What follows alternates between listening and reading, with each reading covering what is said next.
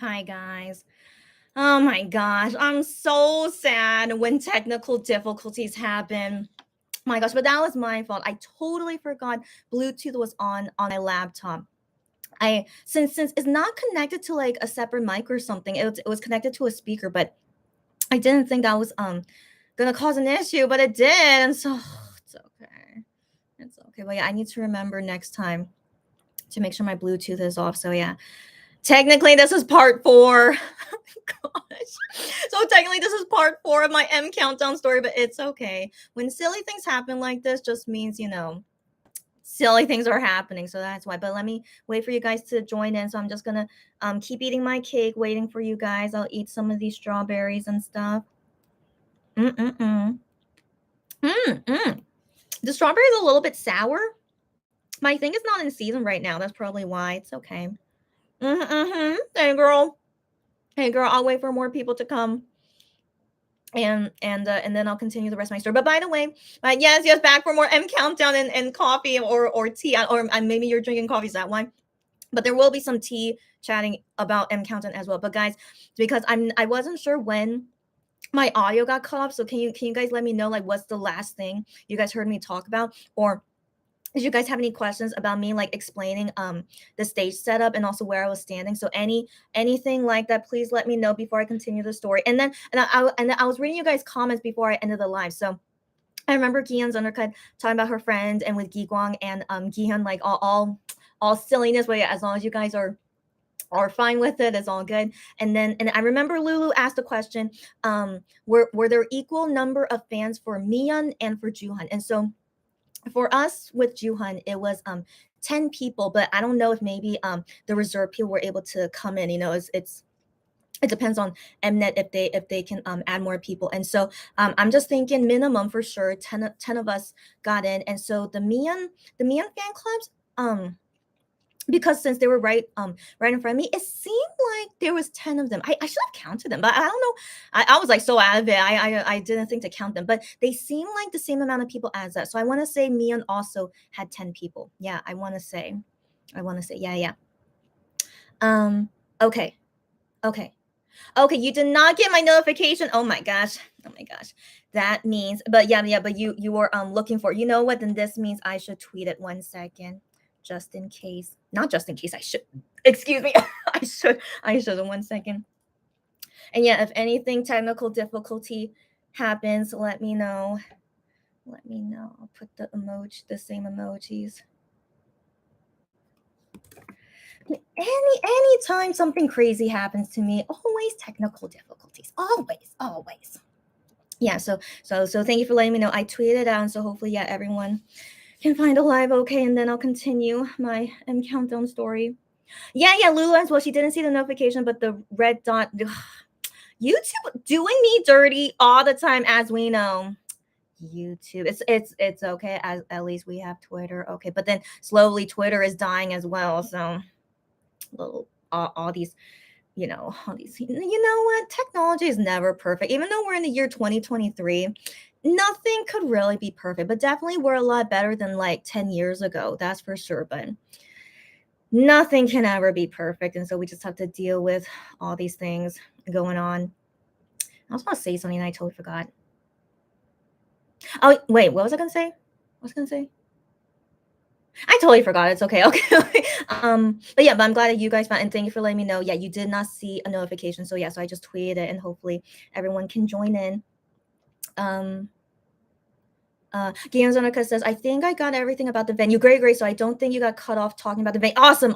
So I think probably it was when I saw Gianzonica comments about the audio, and that's when I turned off Bluetooth, and then that screwed up everything. So that's actually a big relief. I was thinking you guys didn't hear me explain about the whole venue talk, and so thankfully all was okay. But yeah, then I had to do a new live, as you guys see. Yeah, so this is part 4, and hopefully the final part, no more technical difficulties. Come on YouTube. Okay. And Sarah, glad you found me again. Hi again. Great. Yeah. Gianzanica says, I think YouTube does everyone dirty. Good to know. Thank you. Yeah. Freaking YouTube. But they're still, they're not bad. They're not like going down the drain like how Twitter is, so, but every nothing is perfect. Yeah. Yeah, got that right here. Okay. Let's wait like 2 more minutes just in case anyone else to come find me. And so, as my usual intro, today is March 31st, 2023. Right now it's 8:57 p.m. No problem. It's only 8:57, but we might be here for a while. So I didn't even so yeah. So the venue like this. Yeah. And so yeah, if anything was unclear, if you guys have any questions, let me know. But this is very, very important for you guys to know where I was, right? And and that I'm the last row from seeing the stage. And so yes, and also I'm short. I mean, I'm not super short, as you guys know, but yeah, being the last row from the stage, yeah, you guys can understand my perspective now. Yeah, so let's wait 1 more minute just in case. And yeah, I should eat more of my strawberry. And I was curious, should I eat the leaf of a strawberry? I mean, it's not gonna kill me, right? It's not gonna kill me, but it's just kind of annoying because it's like half a strawberry, and like, how do I take off the leaf when it's like kind of, what? I'll deal with that later. It's okay. But it's okay to eat the leaf, right? It's just a leaf, right? It's edible, right? Anyways, you guys have any comments about the strawberry leaf? Let me know. But for now, I'll just eat the yummy cake part. Is all good. Mm-mm. Mm-mm-mm-mm-mm. Okay. Games on telling me, I know. Yeah, I was far away from the stage, but could see the performance as well. And was there a group or soloist you enjoyed a lot? That's a great question. Great question. And so just to clarify for you on that, I was the last row away from the stage, right? And so sadly, because I'm short, I couldn't really see it well. Yeah, so that's something for you guys to keep in mind as I continue to tell the story. I couldn't really see the stage well, but 1 second on that. And yeah, but was there a group of soloists that I enjoyed to see? I have to get back to you on that as well. Okay. Lulu says the MC stage was at the back of the performance stage. Weird. Yeah. So I thought that was weird, but yeah, it is weird, but it's how it was 4 years ago as well. And so it's just interesting.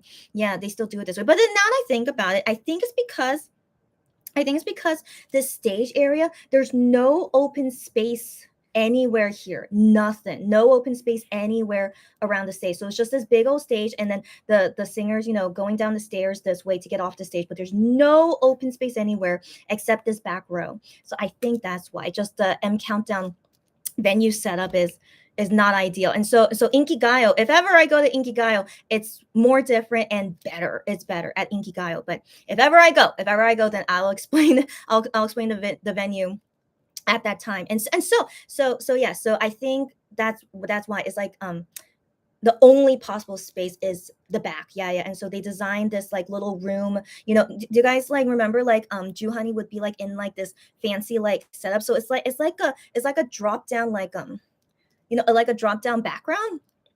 I don't know what's the correct word for it, but yeah, but like just think of it as like a big old background, not really a room, because like it's open, so that we could see inside. So it's like a backdrop, something like that. Yeah. But it looks like a room, right? But it's just a backdrop here in the back, and then all the cameras are here next to it. Yeah. It's weird, but yeah, because of space, I think that was the best way. And so FYI, so when the MCs or any of the singers, when they come in for interviews, they would enter in from here. So it's like a little doorway for them, like this way. So they never would enter this way because that's like the cameras and stuff. Never. And so they would only enter and exit through this area. Yeah. So that's also important to know too. Ooh, okay, 1 second. I think I need some water. 1 second. Where's my water? Okay. Ooh, okay.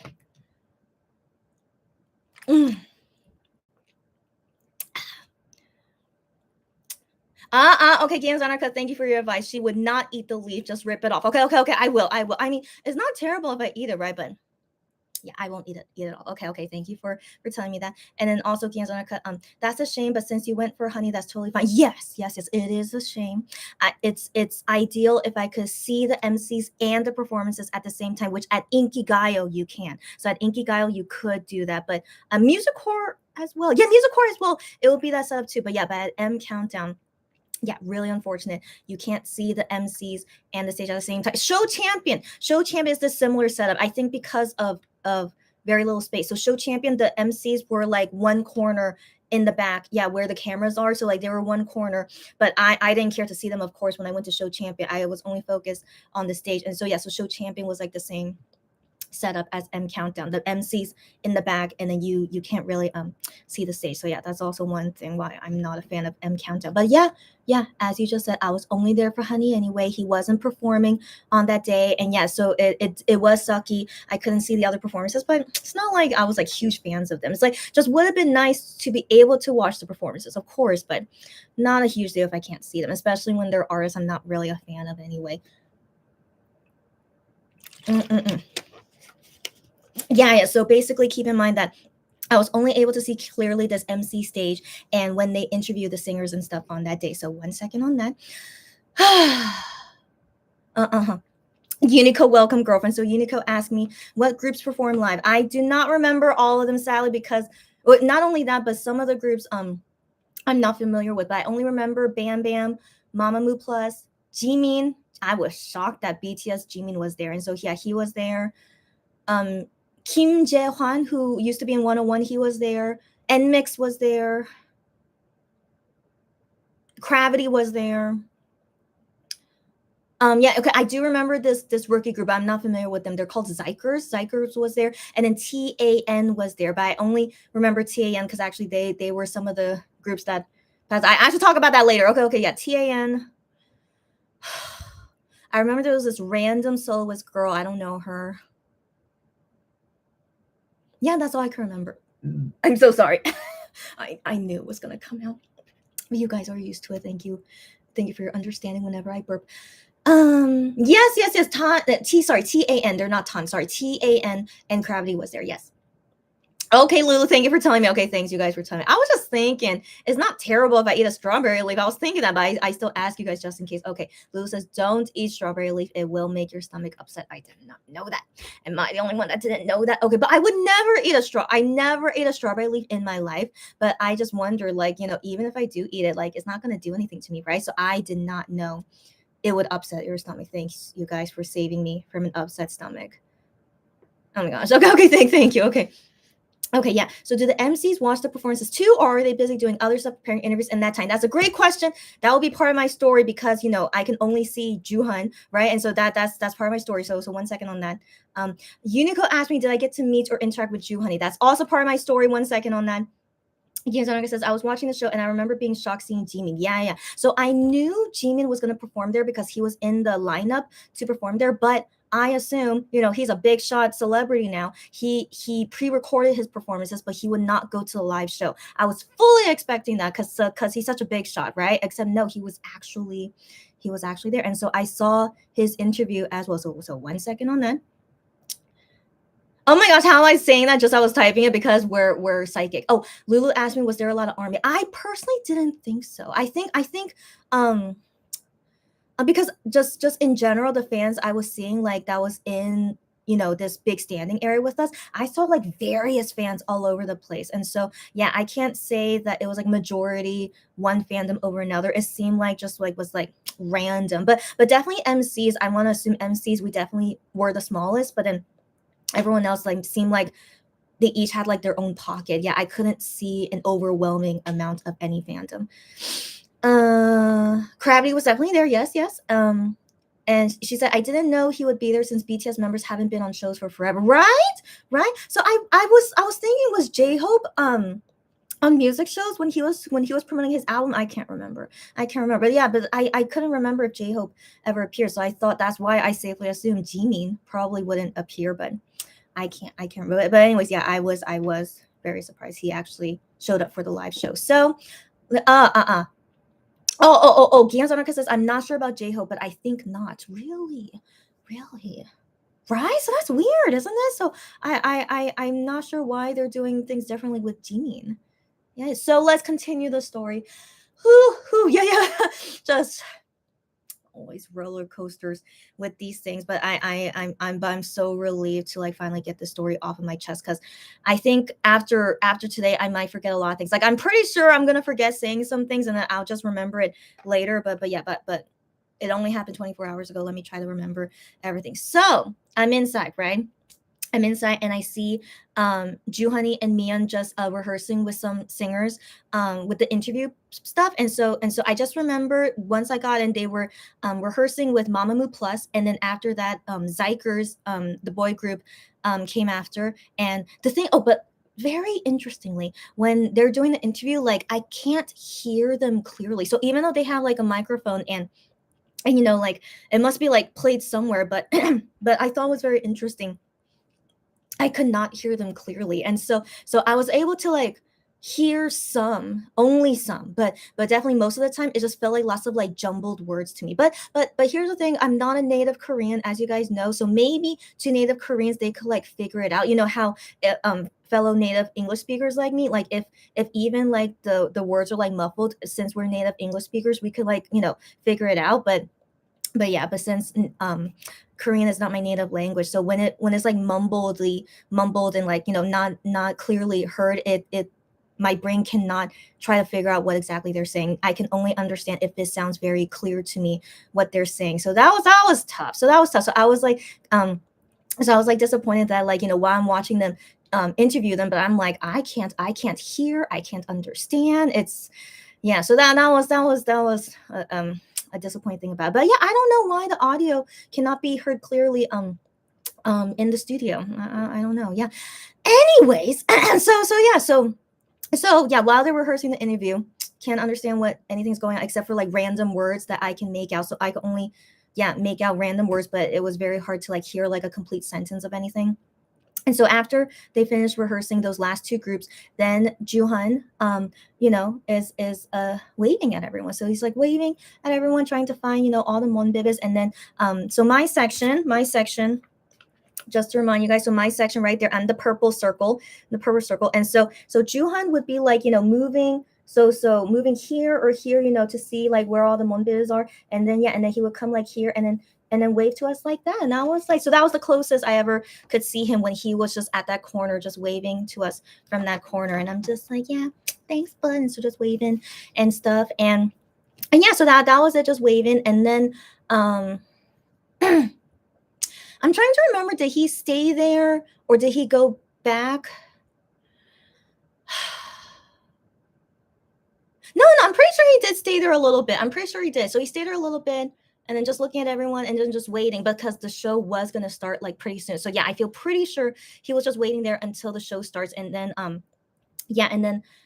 it was a first, so first a girl, so M Countdown starts like this, is that the first performance happens, you know, before we even see the MCs, the first performance happens. And so and so I remember all of us waiting for when I don't know, someone gave them like the cue for the first performance to start. And so I do remember it was like, you know, just everyone waiting at first. And so Juhan as well was like there just waiting. And then finally, when the first performance started, then it just started, right? And I'm just like, oh, okay. So now the show is like finally starting. Yeah. And so it's finally starting. And then Juhan and Mian just hang out there, and then waiting until that performance is over. And then they do the opening MC stuff.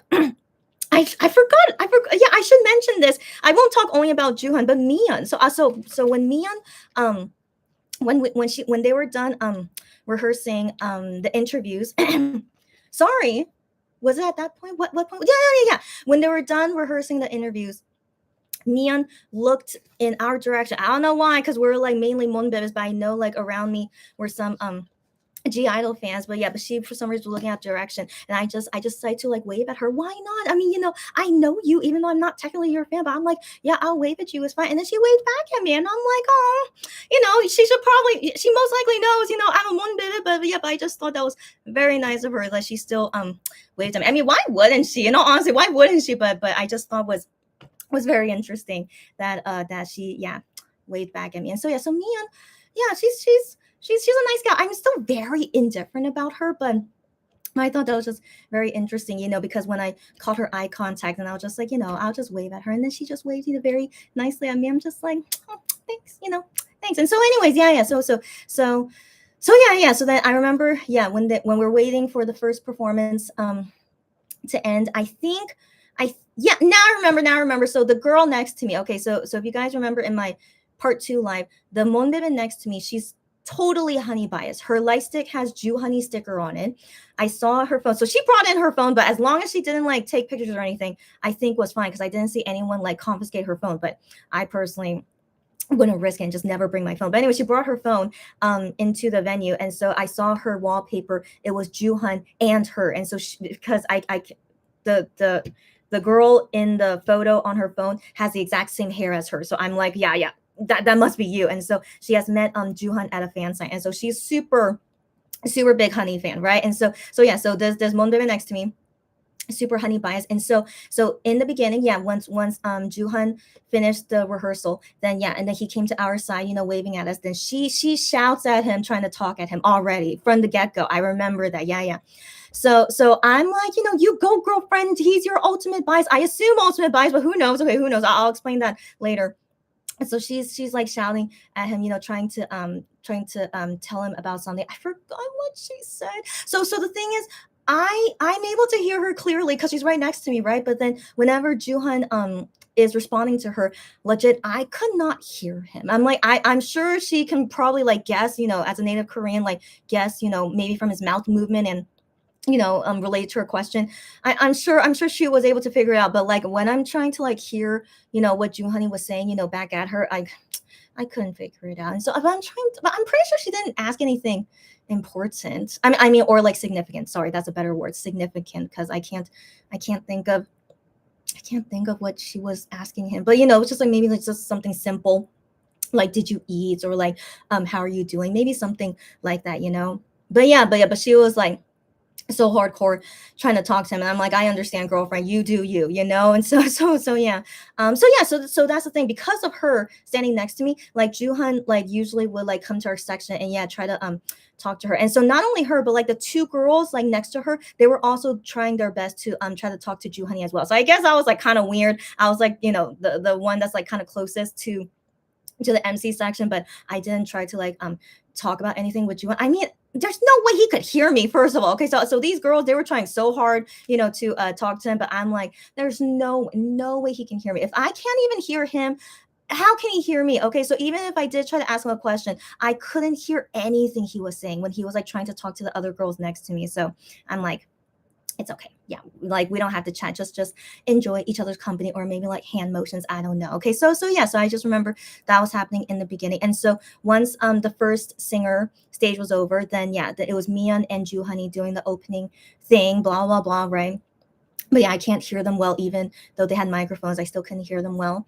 And then yeah, and so once that opening was done, then Juhani was just like trying to see us again, like waving at us and just talking with us if possible. And so I'm trying to remember what else could have been happening.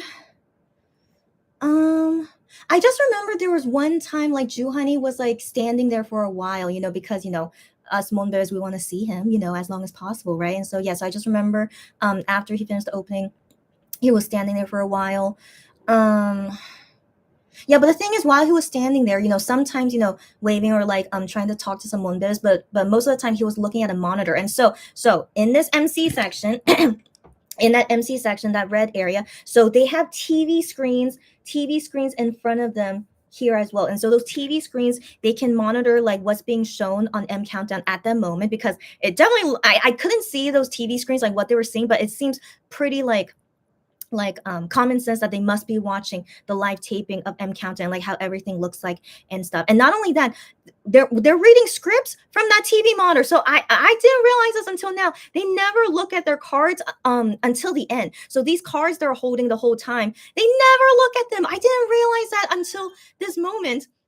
Yeah, because they're only looking at the camera, which are like all these TV screens. And so the script must be like coming through these, like a teleprompter kind of thing on the TV screens. That's how they're reading the script. And so the cue cards they're holding, they never see them until the ending when they're on stage. Like, have you guys noticed that? I didn't notice that until I went yesterday, and I'm just like, that's me not being observant. I didn't realize that they never look at their cards until the ending. And so So so they had lots of TV monitors in front of them, and that's how, yeah, the cameras on them, and that's how they're reading the script. And so in general, because of those TV screens, they can't really see the fans directly in front of there unless they like move a certain way. So then me technically being on the side, like technically that was like a good way for him to see me and me to see him. So kind of like an opening like that. But sometimes there was a camera that blocked me. There was like a moving camera in front of us, and so whenever it would like move to a section where like I really couldn't see Juhani anymore, it did happen like maybe 3 times, but not all the time. And so it was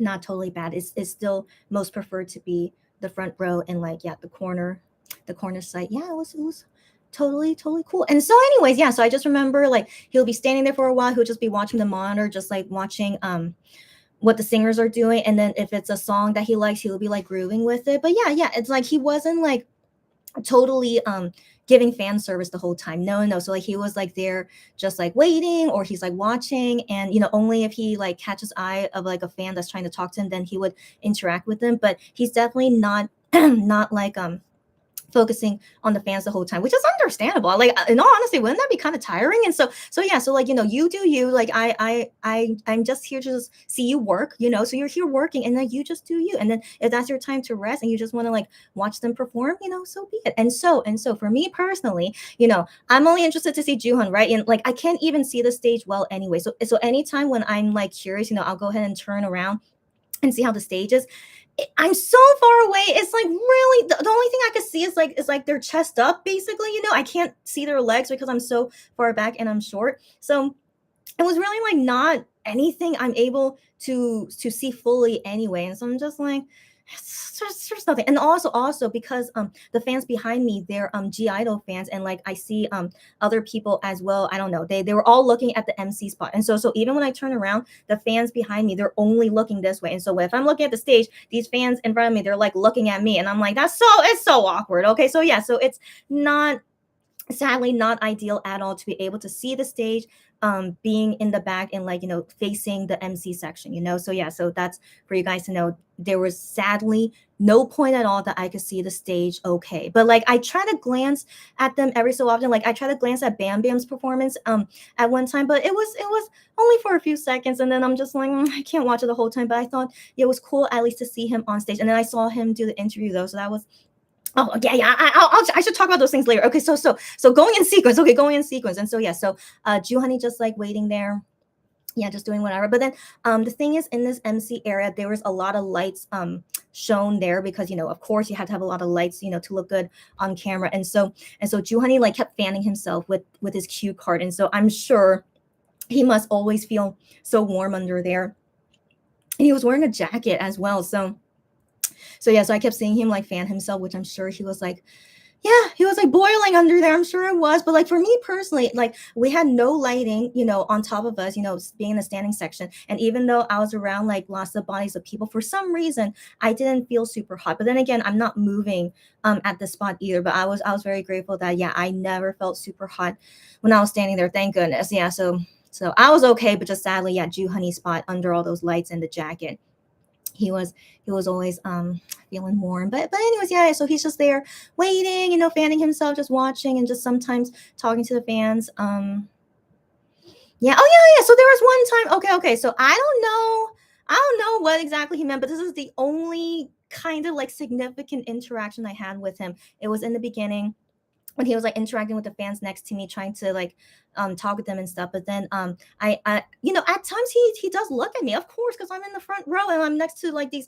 talkative monbibs, so at times he's looking directly at me. And so there was one time he looked at me and he pointed to his head. So I assumed he's probably talking about my headband. So if you guys go to my Insta live of how I was dressed when I went to M Countdown, I was wearing the headband that he has. I mean, I can't remember if he has that exact color. Mine is a black one, but I know he has a lot of these bands because his friend, I think, makes this headband. And so anyways, so he's looking in my direction and then he points to his head. And so I'm thinking, is he talking about my headband? But then again, I wonder if maybe he's like pointing to his head for like no other reason. Like he was wearing a beret, unless he was like wanting to comment on his hat. I don't know. I don't know. But then the thing is, it's just like he did look my way and then pointed to his head. And so I'm not sure. Okay, I'm not sure. Sadly, I couldn't ask him for clarification. Okay, but it was interesting. Yeah, he was looking at me and then he pointed to his head. And then what I did, since I'm not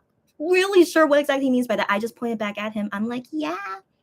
I mean, it could mean anything, right? And so yeah, I couldn't even talk to him anyway. So I just point at him, just being like, yeah, and so yeah, so that's I do wonder, if he noticed that. It's like, oh yeah, that's a headband, that I wear. I don't know, but then again, I also don't know if he recognizes me, because I have met Ju Honey in a video call and in-person fan signs before, but those were years ago. Those are years ago, and I don't know how good his memory is, because I haven't seen him in forever in person. So and then also I'm always wearing a mask. Of course I am. Even in Countdown, I'm wearing a mask the whole entire time. But it's not mandatory to wear a mask anymore in Korea, but it's just highly recommended. But I personally would always wear a mask no matter what, especially in a crowded area like this. So yeah, I'm also wearing a mask and my glasses. And so I'm just like, he probably thinks I'm just a random girl, that's a fan and like wearing his headband. I personally want to believe that, because I really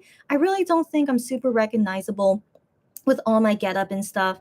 And yeah, and also I can't expect Ju Honey to remember someone like me, because I feel pretty sure, and all the times that we've met at fan signs and a video call, is that he most likely knows he is not my ultimate bias, like I feel pretty sure that Ju Honey could tell when he's talking to a fan that is his bias, and so even if he did remember me, like I'm like the memory would be like, oh, I know this girl, but I remember she's not my fan, but I love Ju Honey. I wish he knows I love you so much, but just because you're not my ultimate bias doesn't mean that that you're like in the back burner or something. Not at all. I came all the way to see you for emceeing because I love you this much, but okay, but again, we don't know what he's thinking. So let's just say for now, it's safest to assume for now that he thinks I'm just a random monbebe that he doesn't recognize, and that just enjoy it as is. But the thing is, I was able to give a letter,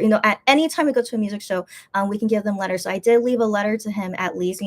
I signed my name in there, and just wrote to him like, I don't know if I'll see you again, because this is like totally good luck that I'm able to see you at M Countdown today, but I hope maybe if ever I can see you again, and that I'll always be here, saying cheesy stuff like that, and I say I love you. Of course I do say that in the letter. Okay, so anyway, so yeah, if he ever reads a letter, I hope he does. But again, we can't really say for sure, do they really read the letters and stuff. But even if they do, would they remember anyway?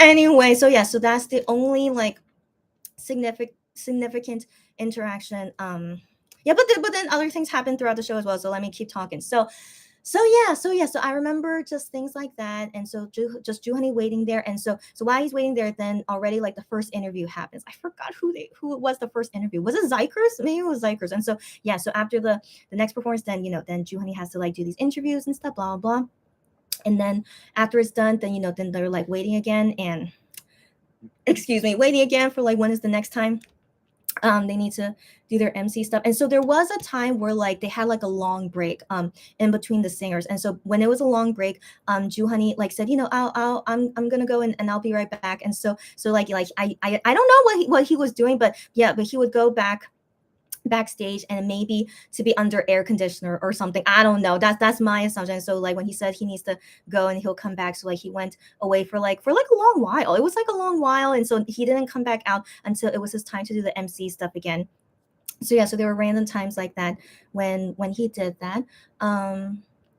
But there was an interesting. So the thing is, I totally understand, you go backstage to take a break, totally understandable. But the thing is, Miyeon was always there. So I don't know why, but yeah, she was always there. But the thing is, she wasn't interacting with the fans the whole entire time, not at all. And so when she's taking a break until it's her time to MC, she would be sitting on a chair on the side, and so the fans really couldn't see her there, but I personally could see her pretty okay since I'm on the side. And so she would be sitting on a chair and she would be talking to a staff that I think is a writer. She seems like, I don't know, a writer feeling of M Countdown. And so yeah, she would be talking to a staff there. And yeah, but I do think it's cool that she would like stay out here the whole entire time. But I'm thinking, how come Honey can't like just sit here and relax? But yeah, but that's just my thinking, is that because Honey gets hot quite easily, is that he most likely had to go backstage to like yeah, for air conditioning, or maybe he had to use the bathroom, or maybe he wanted to like rest on a nice sofa or something. Yeah, but he was really gone for like quite a long time, whenever he went backstage. And so yeah, but it only happened like 2 or 3 times, I think. So yeah, so in my opinion, I feel like we saw him for 3 quarters of the show. So 1 quarter of the show, he would go backstage to rest and stuff, while Mian, she was there like the whole entire time. Like maybe she went backstage for like a couple seconds, but she never like went backstage for a long time like how Honey did. So to each their own, who whatever they want to do. Mion was wearing, a sleeveless dress. She was probably like totally fine, in the temperature there. But yeah, but Honey, wearing a lot of clothes, and we know that he easily gets hot easily. And so yeah, so maybe that's why he had to like go backstage. So yeah, yeah. So that's just my personal opinion about it. So now, at these random moments when like Honey is like, backstage for a while. So I'm thinking, what should I do? What should I do? Like Honey's not here. But I see, Mian is still there. And so here's a funny thing that happened with me and the G Idol girls behind me. Okay. So okay. So I see you guys writing a lot of comments. So I think I want to address your comments first. And then I'll continue my story about what happened with me and the G Idol fans. So 1 second. Yeah, of course I knew this wasn't going to be short. Of course not. Okay, let's go. Okay, so Lulu says someone tweeted Jimin and Honey standing side by side, and how wide Honey's shoulders were to Jimin. Oh yeah. Let me talk about that once I get to that once I get to that part of my story. Yeah. Debbie, long time no see. Hi. She said, "What did I think about Zyger's performance?" The thing is, sadly, I couldn't really see anyone's performance at M Countdown, and so Zyger's, I couldn't see it, but I remember, but I hear all their songs, so I hear all the songs. I do remember like some boy group songs, like they seem catchy, so maybe Zyger's performance, maybe it was nice. Yeah, yeah. So yeah, but I'm hoping maybe I'll go to another live show another time if I get to see Zyger's perform. I'll let you know. And so yeah, that's of course, very disappointing when you go to M Countdown, and if you're only there to see the MCs, yeah, you can't really watch the performances. But it's okay. It's not a big deal to me, but that's why I don't prefer going to M Countdown. Yeah. Kiyanzanaka says, yeah, Chrissy, I can understand how that would be very disappointing. Maybe they had a bad audio setup for the MCs. Thank you for understanding me. Yeah, yeah. Maybe it is a bad audio setup, or also maybe they just they don't think it's important for the audience to hear what the MCs are saying. Maybe. I'm thinking maybe. So they're like, we don't have to have it be sound clearly. Or also, I'm also, again, I'm thinking if you're a native Korean, speaker, that you can understand them perfectly, even if it's like, not clear audio. And so I don't know, but yeah, for me personally, it was really hard to understand them. Yeah.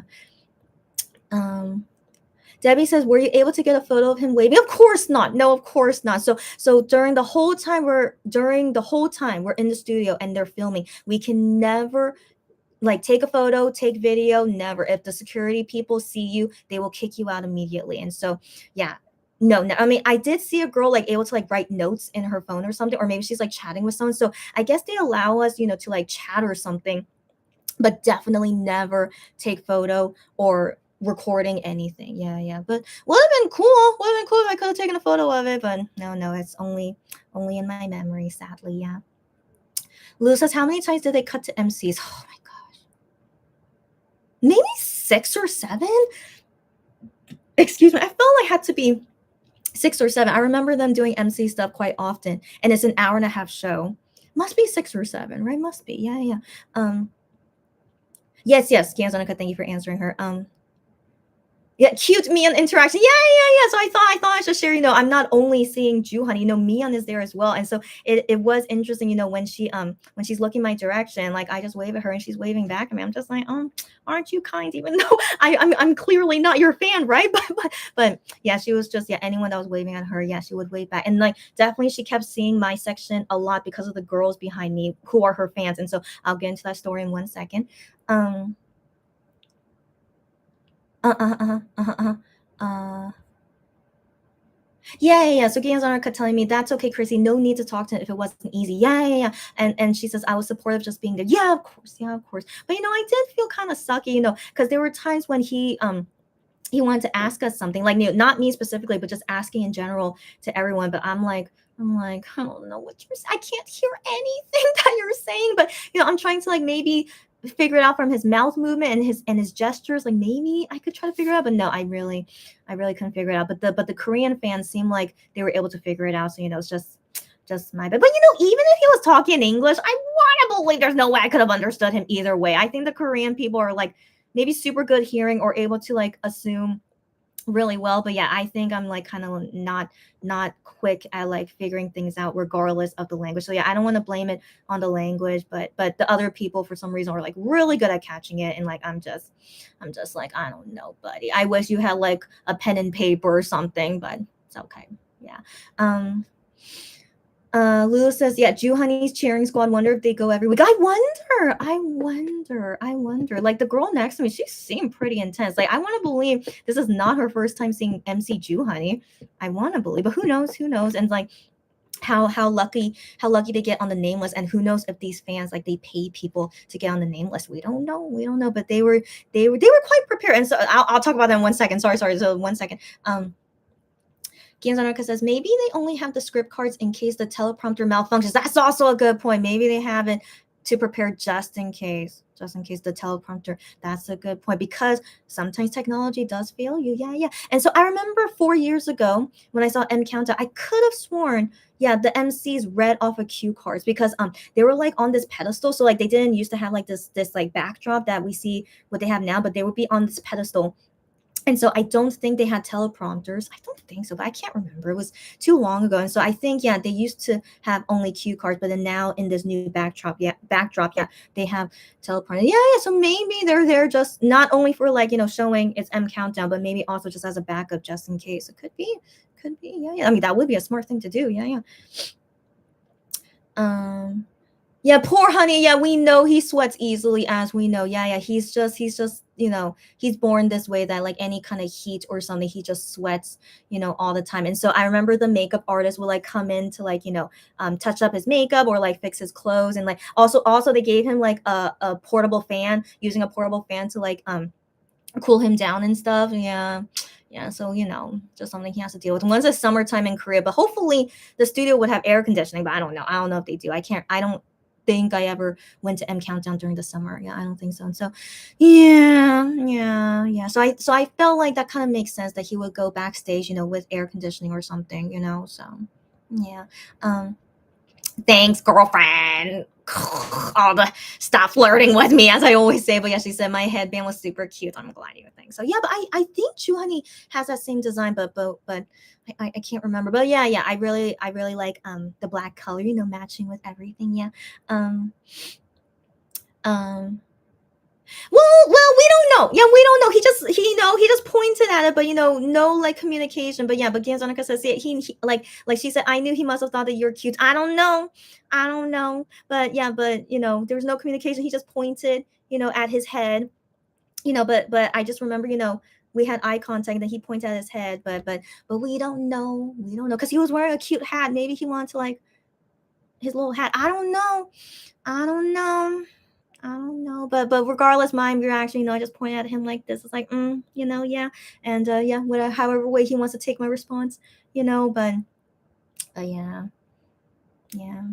I don't know, but yeah, but I want to believe maybe he thought I looked cute, maybe because he saw that I was wearing that headband that he has.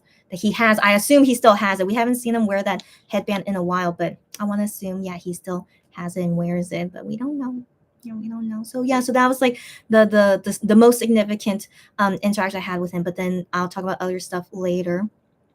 Gianzanoka says, I'm pretty sure he wanted to let you know he knows the headband. I don't know. And then Gianzanoka saying it was very noticeable. I don't know. Again, we don't know. But yeah, but I want to assume maybe he was, but yeah, but we can't say for sure. I can't. I'm always this kind of person. I can never say for sure, but maybe, yeah, he was noticing it, and that's why he pointed to his head. We don't know. But I want to believe as well. Kion's on a cut. That's the thing. I want to believe as well. But yeah. It's okay. Lulu says, yeah, Chrissy, just a Jew bebe for today. Is that me? Is that me? Yeah, I guess. Yeah, only on that day, you know, being a Jew bebe, not a fake Jew bebe. As you guys know, I love all 7 members, you know, so I would support for any of the guys. I will go to any of their solo stuff. If I have the opportunity, of course I'm gonna go, you know, because I love all of them the same. So yeah, but anyways, yeah. And anyways, Gianzonica says, exactly, Chris, you went through all that just to see him. Yeah.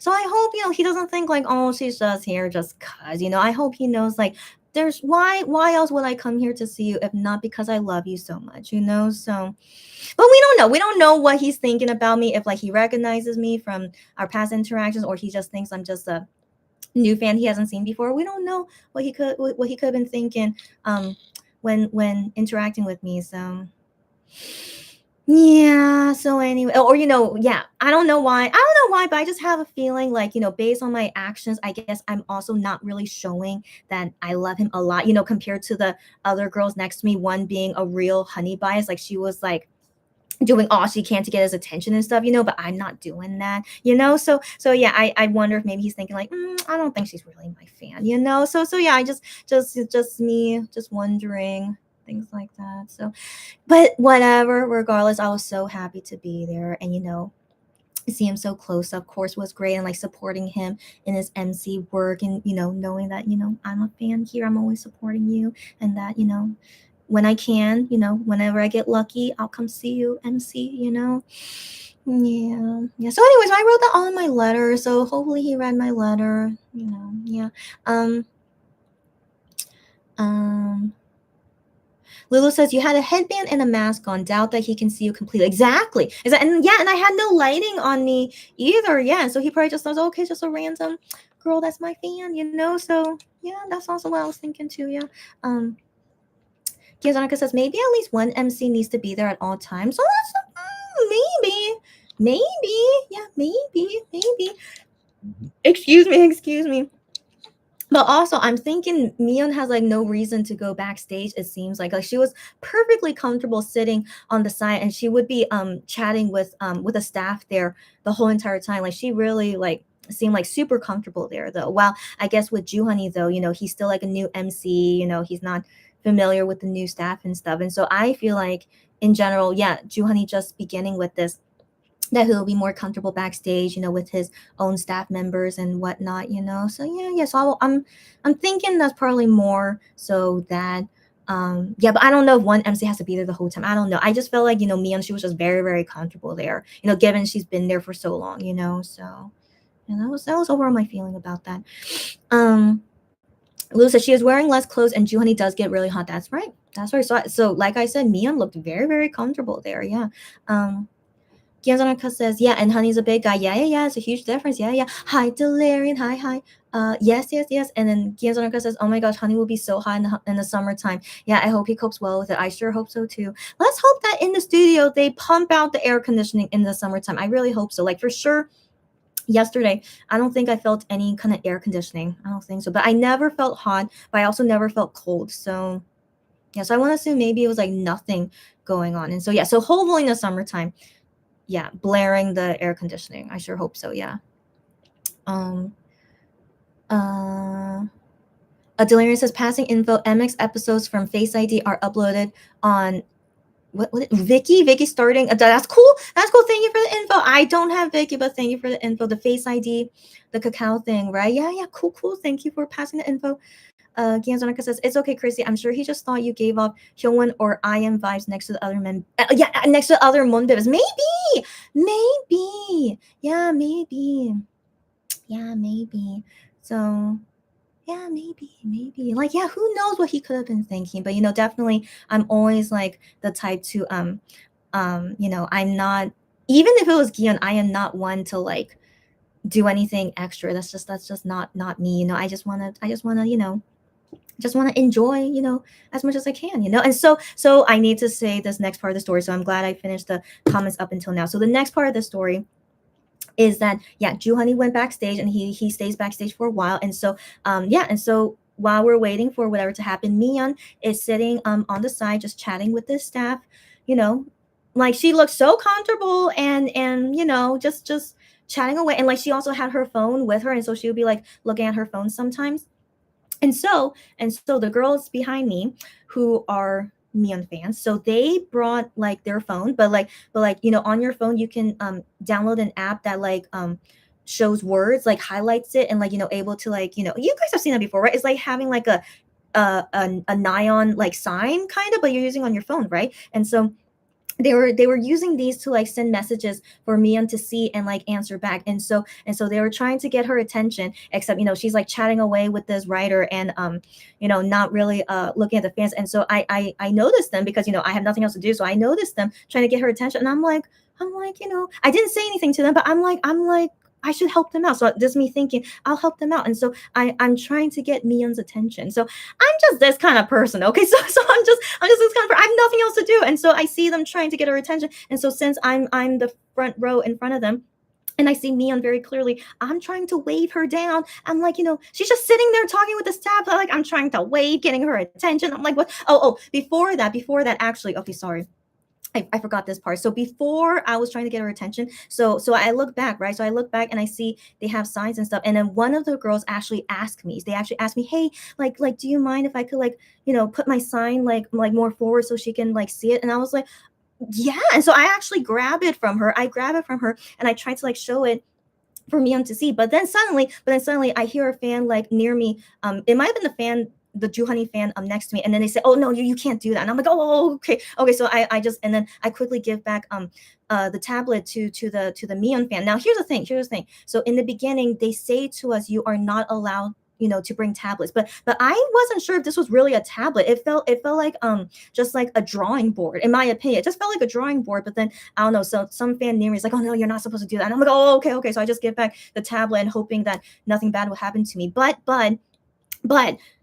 everything was okay. For some reason, everything was okay. So everything was okay. But for in that like few seconds when I was showing the sign to Mian, somehow in those few seconds the writer saw it. Okay, the writer saw it. So I guess maybe that's why a fan next to me said, "Oh no, you're not supposed to do that." Like maybe they thought the staff noticing it like it wasn't allowed or something. And so the staff that was sitting next to me and saw the sign, but then I moved it away and then told me, and "Oh, look at that sign." But then once I moved it away because the fans told me I can't do that, then Mian didn't see the sign. And so she only heard from the writer, "Oh, yeah, there was a sign for you," but I didn't see what the message was. And so whatever this message that the fan wanted to say to me, and I didn't read what it was. But anyways, but whatever was written caught the attention of the writer, and then to tell Mian about it, right? And so then we're like, "Oh my gosh, yes, they did see it, and it seemed like was okay." So I'm like, yeah. And so we're trying to get her attention again, because Mian didn't see it, and so we want to, have Mian see it, right? And so then at this point, this is when I'm trying to get her attention. Okay, so I'm like,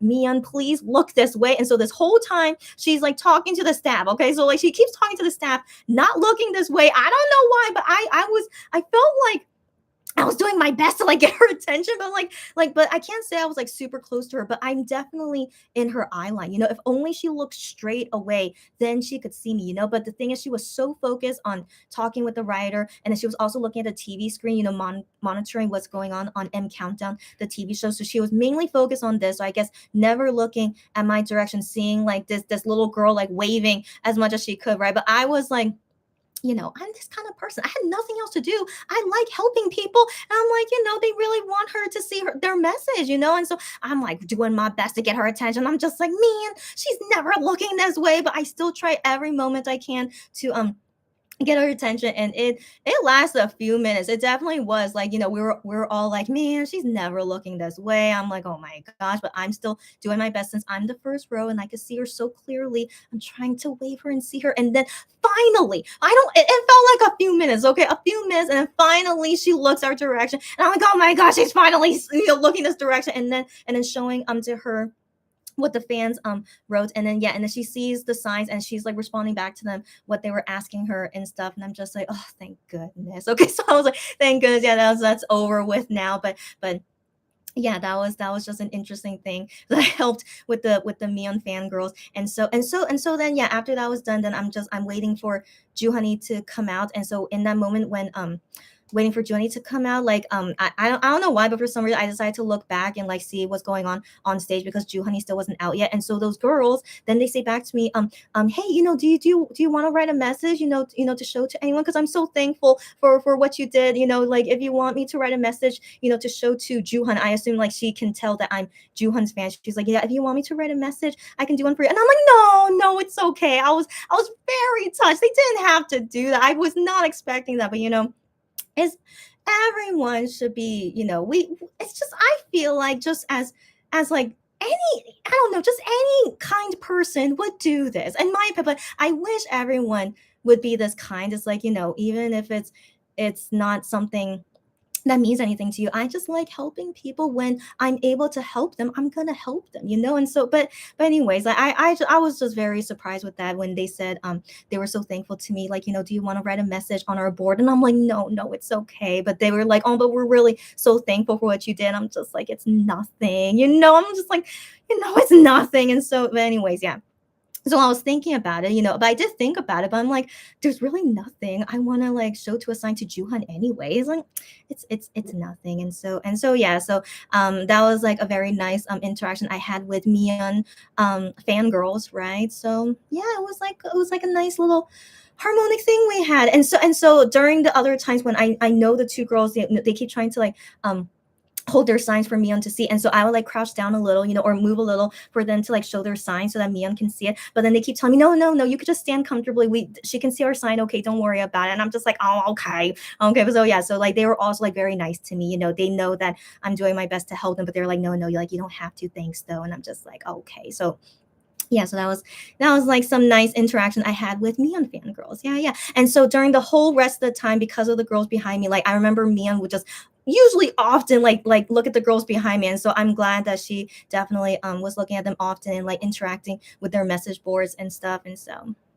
yeah, so I was like, oh, so sweet. Yeah. So now I mean, probably at this point we're halfway through, right? We must be halfway through, and then Juhani comes back out just in time to do the whatever new thing he had to do, like the interview or something. And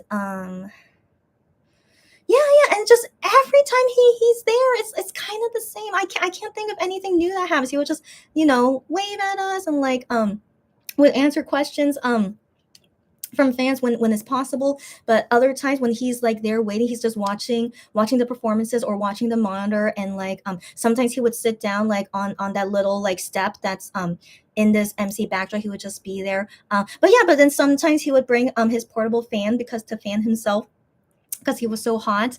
Yeah, but okay. But let me remember some of the significant things. And so the girls next to me, Monbebe fans, they brought their phones in, right? So they brought their phones in, and so they used it as like a neon sign to like send a message to Juhan. And so since after I just did that for Mion fangirls, so when I see them, they're trying to like they're trying to get Juhani's attention to see their phones. And so I'm like, I try to get Juhan's attention. So I decided I'm gonna help out my fellow Monbebes. Why not? And so they're holding it out, waiting until like Juhani like looks our direction. And so he's just there like looking at the monitor, just looking at the performance. And so anytime when I feel like I could get his attention, I'm just like stretching my arm out, waving as much as I can to get his attention. But he also was like so focused, on what I was watching. So like not using like his peripheral vision or something. And so yeah, I tried as much as I could to just get his attention, hey, just only by movement and stuff. But I remember it didn't last very long. I think at some point, like something caught his peripheral vision eventually. Yeah. So once I waved out, and then finally he looked our direction. And so yeah, once I'm like, yo, you look at these girls, like, they have a message for you. So I would point at them for him to see it. And yeah, and then he would just, answer them and blah, blah, whatnot. But I do remember some questions that they asked and Juhani answered, but let me try to remember. Yeah. So I remember one of them, because he's dressed in pink because of cherry blossoms. That's why they were dressed as pink, saying like, oh, we're being the cherry blossoms, for you guys to see because spring is here and stuff. And yeah, and then the cherry blossoms are blooming these days. And so then some of the Monbebes signs is like, oh, we've seen cherry blossoms today because, seeing Juhani in pink, and also saying like, oh, you look so good in pink and stuff, blah, blah. And so he answered back something. He answered that back something. Like, I don't know if he said like, like, oh thanks or blah blah, but then he like motioned to like all of us or something, like maybe he's like saying like, oh you guys are like the cherry blossoms or something, I don't know, but he motioned something like about us, and I'm just like maybe he's like saying, he's seeing us as like cherry blossoms, I don't know, but he would be that cheesy, right? But that's just my assumption, like why would he like motion like all of us after seeing those signs of like saying like, oh it's like we saw cherry blossoms or you look so nice and pink blah blah blah. So just my assumption, but I don't know if for real he meant that way. Um, and then there was one, yeah, and then there was a question as well saying to him, from the preview of Knowing Brothers, they were like debating about stuff. Is that in English subtitles? Maybe not, but I didn't see it at the time before M Countdown, but I just remember seeing clips of it on Twitter and stuff. And so I just vaguely know about that. And so the girl next to me had the sign up saying like the Monster X like foundation song. So there that was the debate in the Knowing Brothers preview. What is the foundation song of Monster X? And it was Love Killer versus Drama Rama. And so her sign saying to Jew Honey, Monster X foundation song is Gambler, of course. And like when I saw that, I'm like, yeah, girl, it is Gambler. I mean, there's many, many candidates, but Gambler definitely being one of them as like Monster X foundation song. Of course, it's Jew Honey's like first title song with Monster X. And so when I saw her sign, I'm like, you're a true honey bias. Yeah, yeah. So I'm glad that she was giving this message to him. And so this was one of the messages, trying to get his attention to see it. And so yeah, eventually he did see it, and then he said yeah, he nodded, he's like yeah. But then if I heard him correctly, again, don't take this 100%, but if I heard him correctly, but we couldn't do that. So he says something like that, we couldn't do Gambler or as like the foundation song. He says something along those lines, and I'm just like, what is that really what he just said? So like maybe for that debate of like their foundation song of Love Killer versus Drama Rama, maybe that was like already planned to debate between these two songs, and they couldn't like say a different song. But yeah, I thought it was interesting why he said, oh, but we couldn't do that. He said something like that. And so it just, everything seems to be scripted on TV. Of course it would be, and so anyway, so yeah, so maybe yeah, that's not truly how they feel is the foundation song of Monster X, since when Juhani saw the sign and nodding about Gambler, so so it's always so interesting to see them talk when the cameras are not on them, so that's why I do have like interesting stories I want to tell you guys, and like kind of tea, but because as I keep saying, I can't like clearly hear him, but only going by like a little bit what I can hear and like the gesture and stuff is just my guess as to what he could be saying. But like yeah, I still thought that was interesting for him to say something like that.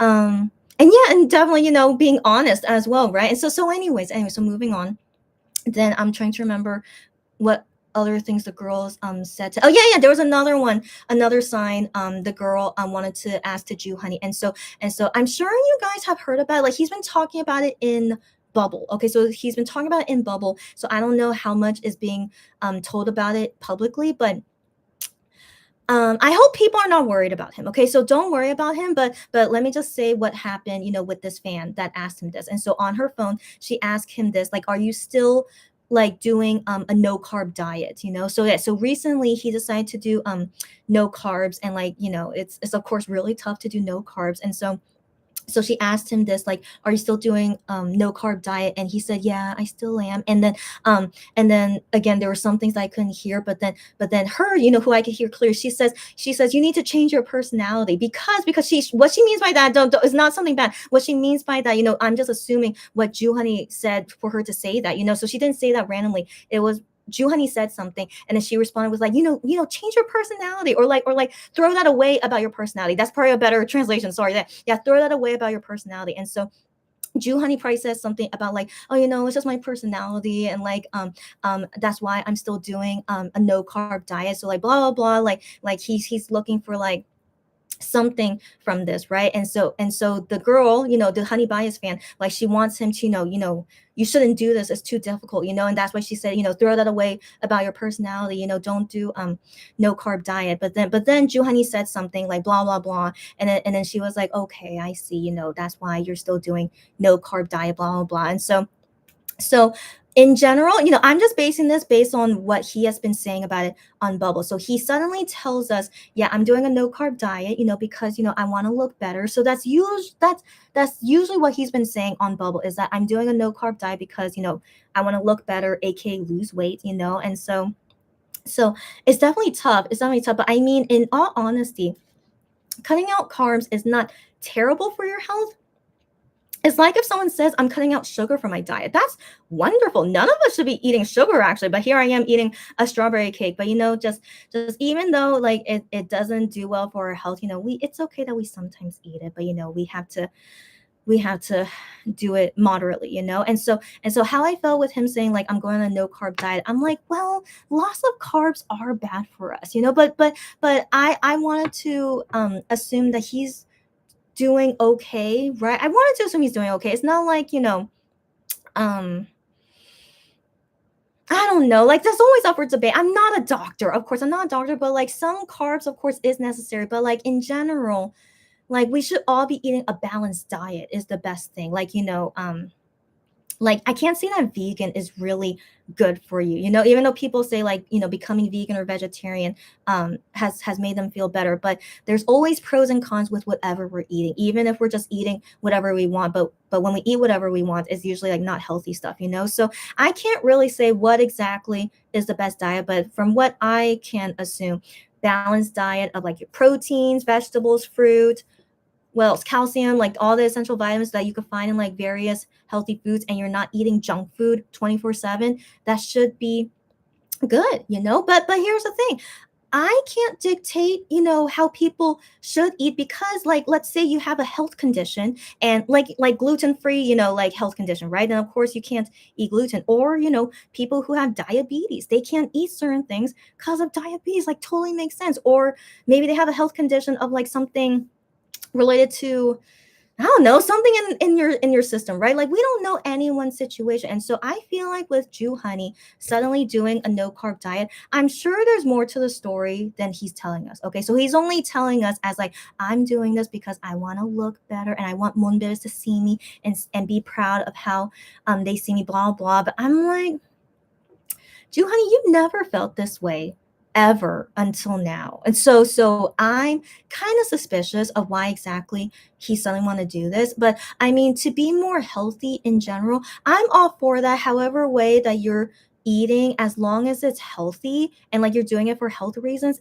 I'm all for it. And like I'm not your doctor. As long as your doctor, is all good about it, and like you're not doing anything harmful to yourself, I'm fine with that, and yeah, so like yeah, I mean, guys, maybe he's like pre-diabetic, but he can't tell us, of course, but I mean, it's very very young to be pre-diabetic. Okay, I hope he's not, but I mean, diabetes is very common to get as Asians, to my fellow Asians, but I don't know like what ethnicity of Asian, but diabetes is very common in Asians. And so who knows if maybe, he's dealing with something like that and he has to cut out carbs so that he doesn't become diabetic later. Like we don't know, right? And so I don't want people to like say anything bad about whatever they're doing. I mean, because I don't know, we can really say no carbs is really the worst thing. I don't think it is. So as long as he's doing it, well, and not hurting himself, that's most important. And so one of the bubble messages he wrote last night is that he said, I'm also taking good care of my health, so don't worry about me. So while he's saying like I'm still doing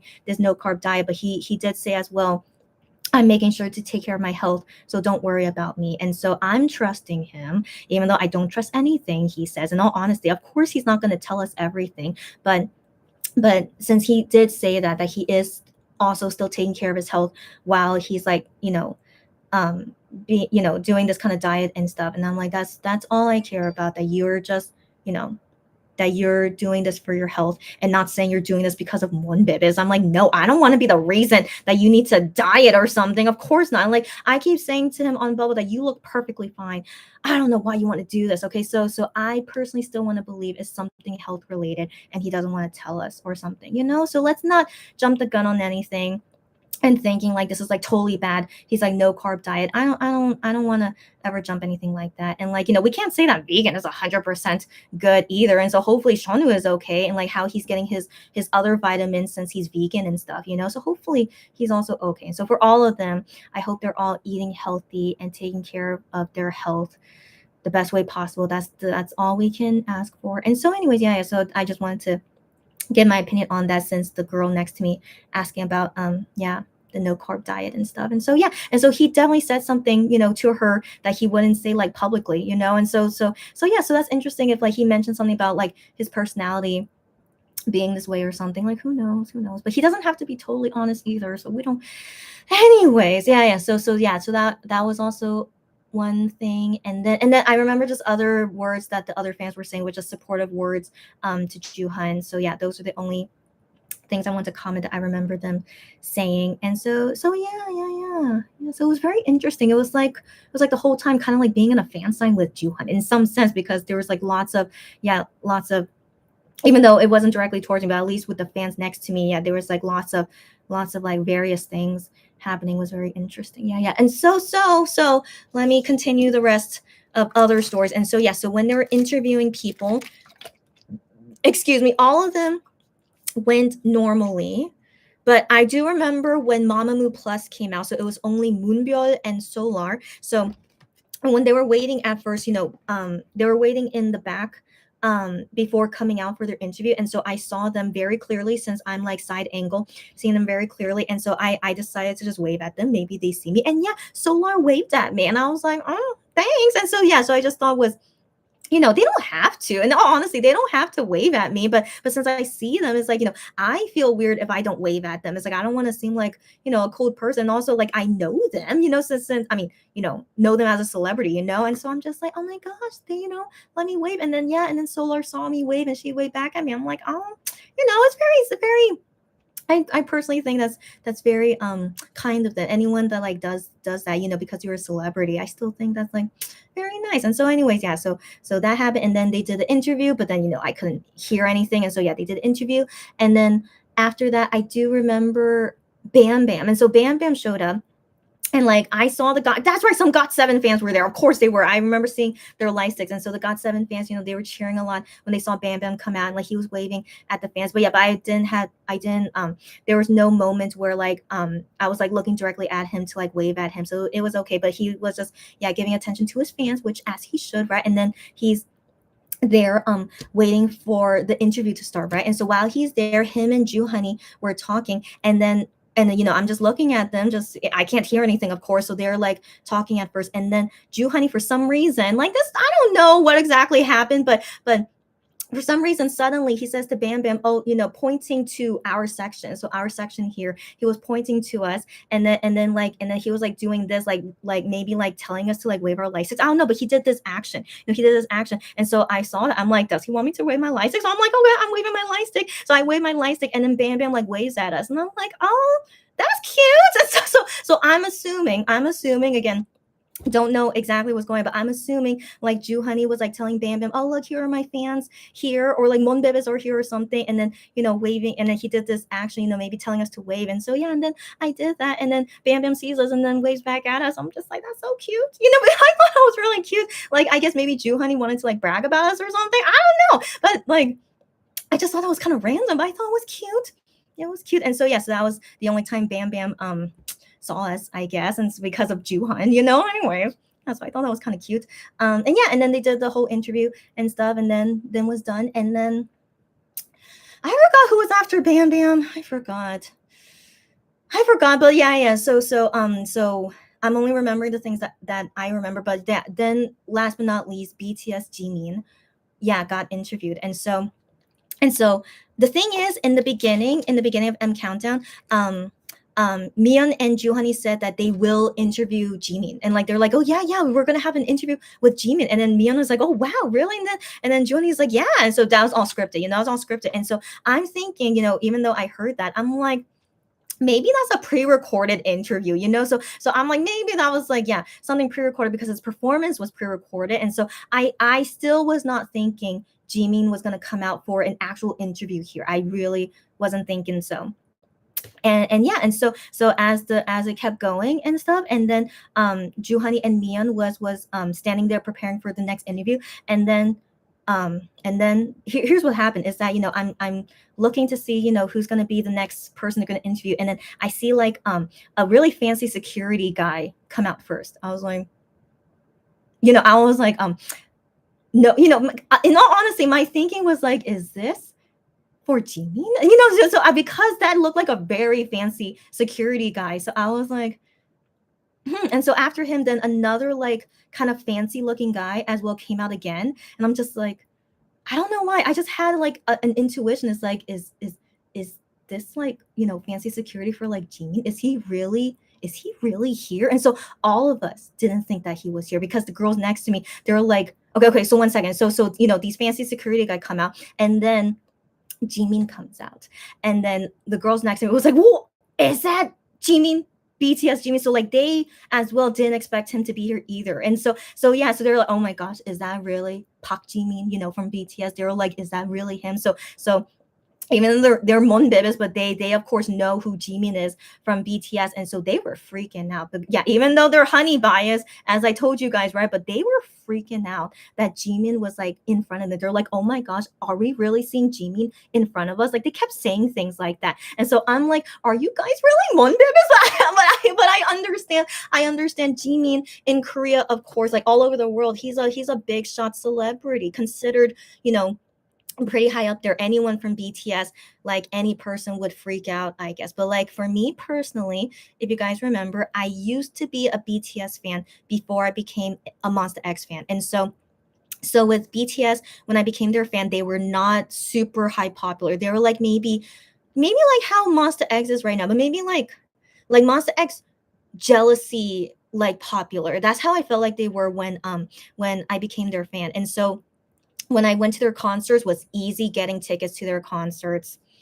That's I was that era when, yeah, BTS was not super popular. And so yeah, so I've seen them at concerts maybe 3 or 4 times during my fandom of being BTS, except I have never been to their fan sign. Never. I just I don't know. I was not interested to go to any of their fan signs. But I tried to go to one of their music shows, but this was like my first time ever trying to get into their music show, so I didn't understand how it worked. And so yeah, because of my mistakes of what I went through for BTS actually helped me to not make mistakes for Monster X. So it all worked, everything has a reason. And so anyway, so yeah, so I tried to also get into BTS music shows, but never was able to go to one.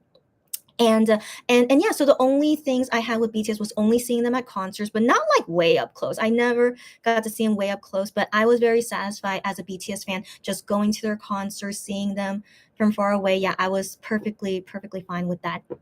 And so seeing Jimin for the first time this up close, so that up close, my first time ever my first time ever seeing him up close, but not my first time ever seeing him, because I've been to many BTS concerts. But yeah, but when I see him for the first time this up close in like years, but my first time as well seeing them up close after they became super big and popular. And so Jimin definitely looked different. So he looks so different compared to how he was when I saw them at concerts. It was like kind of weird. It was like, he's like a big shot celebrity, so it was like a very different aura and everything. And I'm just like, you're like not the same Jimin that I used to like when I was your fan, And so, but by the way, my bias was Jungkook, but Jungkook for real changed a lot in the past few years. I totally don't see him the same way. But anyways, but with Jimin, I thought he was nice. I always liked him in BTS. Yeah, but then seeing him how he is now, I was like, yeah, you changed a lot. But that's what happens when you shoot up in popularity. And yeah, of course it would change you. And so anyways, yeah, so when he came out, everyone around me going crazy, even the Monbebes next to me going crazy, and I'm just like there being like, okay, nice to see you, Jimin, first time seeing you up close. Okay, I was just like, okay, let me just watch through this interview. But yeah, but then I can't hear anything. But yeah, but Jimin, though, he wasn't like waving or doing anything. I think he waved, in the beginning, trying to find the fans, but he couldn't really see. But then when he was waiting there for the interview to start, none of them were talking. Like how like Bam Bam and Juhani was talking before the interview started. But yeah, none of them were talking with Jimin before the interview started. And so they were just standing there, maybe kind of awkwardly, maybe. I couldn't notice it, but I just, was only noticing like Jimin's atmosphere was like so different from how I'm used to. But I do remember none of them were interacting until the interview started. And so then they go through the interview just normal as is, right? And then once the interview ended, yeah, Jimin just left, just greet and just left very quickly, just like that. Yeah, nothing like that. So yeah. So I never had a moment of with Jimin where like he like looked in our direction and able to like wave at him. He really like came in very quickly and then exited out very quickly. So yeah, nothing happened with me and Jimin. I was totally fine with it. I mean, he might have seen me. He might have seen me because I was the front row. Maybe when he was looking around, he might have seen me. But I never found a moment where like I felt like that I should wave at him. I think it was like he's a big shot celebrity, and like I just left, just leave it there. Yeah. And so yeah. So that was very, very interesting. I have to admit, it was very, very unexpected. I really didn't think he was going to show up, but yeah, it was just given, I used to be a huge BTS fan before I found Monster X. It was, I don't know, lots of is it nostalgia? I don't know, because remember, guys, how or if you didn't see that live, but I was saying coming to M Countdown is my first time since 2019. But for more backstory on that, the last time I went to M Countdown in 2019, it was for the last time I saw Wano in Monster X. So it's just like very lots of like weird memories, that came with me as I came here for the first time in 4 years. Yeah, 4 years, and then also seeing Jimin up close for the first time, but I'm not his fan anymore. And so yeah, it was really, really weird. But anyways, I'm here only for Honey. Okay, so like Honey, you're the only one I care about in this whole entire thing. It's only for you, Juhan. Okay, so yeah, even though I was feeling like lots of weird feelings, yeah, I'm only here for the Honey. Yeah, just really weird luck of mine that I get into this show, right, guys? It's the weirdest luck, right? And I see a BTS member up close for the first time. Yeah, it's just yeah, it's just wild. That was just so wild. Of all the shows to get into, I get into this one, so yeah. So anyway, so after Jimin's interview was done, then yeah, he was the final one. I'm pretty sure, given he's like, the last performance and stuff. So he was the final one. And but I'm trying to remember, were there other times with Juhan before the ending? I do remember one time. Okay, so I forgot when this was, but randomly when he was like waiting there, I guess for the next interviews and stuff, is that he was using a portable fan, right? So he was using it, and then suddenly it turned off, and like when it turned off, he looked at us, like my section, he looked at us, and it's like, oh, and so it seemed like, he was motioning to us that, oh, it turned off. And so I saw that, I see his reaction like that, and so I just do this gesture of like, go get a new one, or like go to the stylist and get a new one. So I'm like pointing kind of that way, maybe you should go and get a new one, because I don't want him to like suffer in this heat, But then he was like pressing the button again, and like it was working again, and then I'm like, okay, I guess you're okay. But then shortly after that, I think his fan was really not juiced up enough, and then eventually then he just left to go backstage to, yeah, I assume to cool down. And I'm like, okay, good, he did go backstage to cool down, hopefully. And so yeah, so I remember having that not silly, but it was just an interesting moment. Like he looked at us, like being like awkward, like an awkward kid is like, oh my gosh, like it's broken. I don't know, something like that. And so I know I didn't know how to react either. I'm like, go and get a new one, or go backstage or something. So anyway, so I thought that was interesting. And then yeah, and there was another silly moment. So Juhani was watching the performance, right? And so he was watching the performance, but then at the same time, the Honey girls next to me were trying to, still show messages to him and stuff. And so while they're trying to interact, and suddenly confetti just pop out. How randomly at performances just the confetti randomly comes out. And so when it randomly came out, like Juhani got scared. I saw it. But I personally like I don't know, like when I'm very like focused on something, so I was either focused on the girls with their messages or focused on Juhani like interacting with them. So because I was so focused, it didn't phase me that confetti was like happening behind me. But since Juhani was facing the stage, he most likely was seeing that. So he was seeing that, and that's why he got startled. And so I thought it was very funny, because I haven't seen Juhani get startled like that. And so I thought that was kind of funny. He was like very like animated when it happened. I was like, oh, that's kind of cute. And so yes, I remember that part. And and then yeah, so let's get to the ending. So I feel like that's all the major stuff that I can remember of what happened while Jew Honey was there. But yeah, not really a lot. You know, sometimes he went backstage, and just the few times when he's outside, just you know, it was just the girls doing whatever. And yeah, so now we're into the ending, right? So into the ending, and is Jimin stage. So Jimin had two songs to perform. So the first one, excuse me.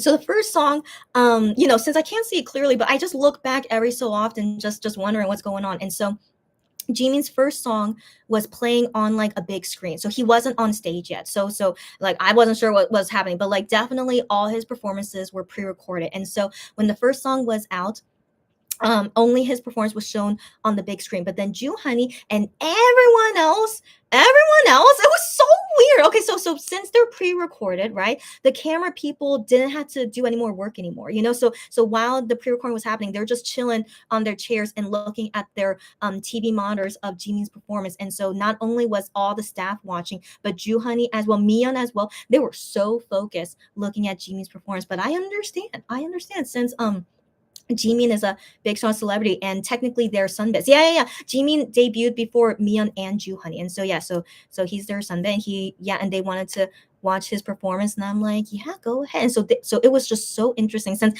I couldn't see the performance clear, so I'm only watching, you know, this area. So all the camera people, the staff, Jew Honey and Mion, they were so focused watching his performance. I was like, wow, that's interesting. But they as they should. I don't blame them, as they should, right? But I never saw them like this with the other performances though. Like, you know, Jew Honey sometimes would be watching and be focused, or sometimes not. Like he'll be grooving, but then, you know, then start talking with us, you know. So he was like back and forth about it. But with Jimin, he was like totally focused watching along with everyone else there. I was honestly very surprised. Like Mion, she was super like watching and very focused at it. I was just like, interesting. And so I'm just watching Jimin. And so I can't see Jimin's performance. And so then eventually Jimin, I believe, then came on stage because I hear like more ruckus coming on. So because of more ruckus coming on, then I just look behind and I see that Jimin is like preparing to you know, just perform a little of his second song, which I guess is his title song. And so because yeah, there's so much ruckus going on, and so the Moonbib is next to me.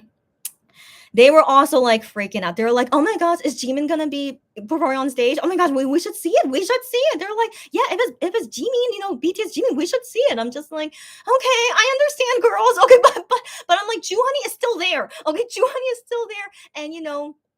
They're honey biased, but sadly, you know, it was a little disappointing to see, but I'm trying to understand them because, you know, BTS is just considered super big, you know, all over the world, especially in Korea, you know. And so since possibly this is their only time to see Jimin, I guess, then that's why they're thinking like, oh, you know, we should see him. It's like maybe let's think of it this way. If like maybe it was Beyonce, right? If it was like someone like Beyonce or rest in peace Michael Jackson, I don't know, someone like super big that even though you're not a fan of them, but like it was someone that big that you're like, oh my gosh, we should see them. Like, you know, this is probably the only time that we can ever see them, you know? So I wanted to believe maybe they were in that mindset, but still I felt was kind of weird because Juhan was right there, you know? And so instead of like wanting to like, you know, look at Juhan, they wanted to instead look at Jimin on stage and his performance. And so an awkward moment happened. All right. So this now is part of tea chatting. So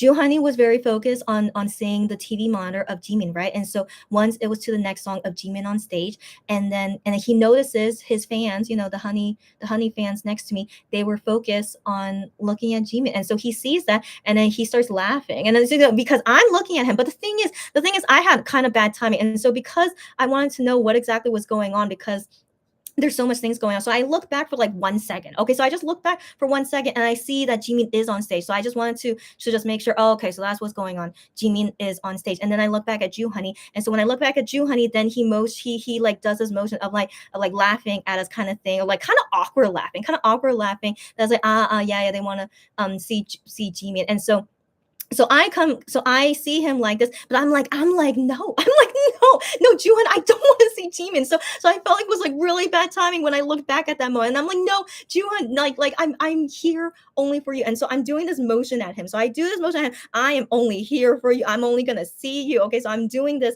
at him, but he was still kind of like awkward laughing. And then the girls next to me, I couldn't remember if they were saying something, or if they were interacting with him. I didn't really notice it because I was more focused of like, oh my gosh, Juhan, no, I'm for you, so I'm doing this with him, I'm only for you. But then I see him motion to the girls, being like, "Oh no, it's okay, yeah, go." See. Like he was motioning like this, like go see Jimin, like he was like motioning that he understands and like it's okay. But I'm like, Ju, honey, we know you're a jealous guy. All right, we know this. So I'm like, there's no way you're really okay with this. But I think maybe he can be understanding because it's BTS Jimin. That's my feeling as to why he was like motioning to them. No, no, it's okay. You can watch him. But for me personally, I only looked behind for 1 second, just to like see what was going on. And then I'm like motioning to him, no, I'm here, I'm only looking at you. And so from that point on, I'm like only looking at him, but the girls next to me, they're watching Jimin perform, and I'm just like, I have seen him in concerts many times, I'm fine, okay? But then these girls, who knows if that was their first time seeing Jimin, and I'm just like, whatever. And so I'm here, I motion to Ju, honey, I'm only here for you. And so I'm just seeing him there, and he's just watching Jimin on the TV monitor. Okay, so he's just watching like that, but yeah, he doesn't really look back at us or like the other fans on the other side. Like he's so at this moment he's like being prepared to like go on stage for the ending stuff. So after Jimin's performance is done, then everyone goes on stage and then announcing who's the number one winner. And so he was preparing for that. I remember seeing the writer give him the trophy. So yeah, the writer gives him the trophy to hold, and then they're going up there. And then and I don't remember like Juhani interacting with us again, but I'm just like watching him go on stage. And so now he's going on stage, and so now I move my body to look towards the stage, and then I see him go on stage in the middle, and I'm just staying here. So yeah, I'm just staying here. But then I think the Monbebes around me, they're trying to like get like up front, but also like trying to get his attention. So I remember at one point, before the cameras was rolling for this ending shot, the Monbebes on the other side of me, just to be clear, so not these Monbebes, so not, sorry, so these are the honey biases that I kept talking about. So not these Monbebes. I think they went off somewhere, I don't know where they were, but I remember they weren't next to me anymore, so they went off somewhere. And then there were Mondays like here in this section. So in this section, I heard them like shout out together, "You're so handsome, Lee Ju-han." And I'm just like, that's so sweet. Okay, that's so sweet. Like why they wanted to like shout that out, just saying "You're so handsome, Lee Ju-han." But I didn't see him react to it. So I don't think he heard it, sadly. I mean, they were very loud because I was right next to them, but sadly, Ju-han, he was like all the way on stage. It's very possible he didn't hear it because he didn't like react to it at all. So I was like, oh, it's okay. Yeah, but surely he knows his fans know he's so handsome. I remember seeing some person had even a sign that says like, "You're so handsome, Lee Ju-han." And so yeah, so I really appreciate when his fans call him he's handsome, because I don't think that he hears it often. So I appreciate whenever the fans say that to him. So anyways, yeah, so I just remember that part at the ending. And so now the camera's rolling, right? So now the camera's rolling, and Juani is there with the trophy, and like they're reading from their cards now and like announcing who's number one. And wait, there was another interesting thing that happened. So before, sorry, I'm always back and forth. I hope if anyone's confused about anything, please ask me. And so anyways, before the cameras were rolling, I remember like seeing the staff like position people where to be. And so who was number one was NMIX and Jimin. And so because of them being nominated for number one, so NMIX was standing next to Mion and in the front because they're nominated, and then Jimin would be on the other side standing next to Juhani. Now here's the thing is that at first Bam Bam was standing next to Juhani. So for some reason the staff told Bam Bam to stand here at first, and then I remember Bam Bam like motioning as like, oh, like why am I standing here? Like I don't know, he was like motioning something like that, like why am I standing here? But then the writer was like, no, like stand here. And then he like, okay. And then so at first he was standing next to Juhan, right? But then later when Jimin comes, and then the writer like motions to Jimin where to stand, and then Bam Bam's like, yeah, stand next to me, So like I guess it was like kind of the feeling of like Bam Bam knew he wasn't supposed to stand there because he's not nominated number one.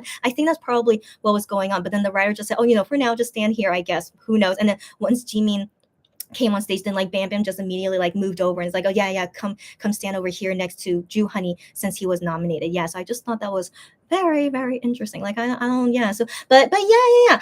And then what happened?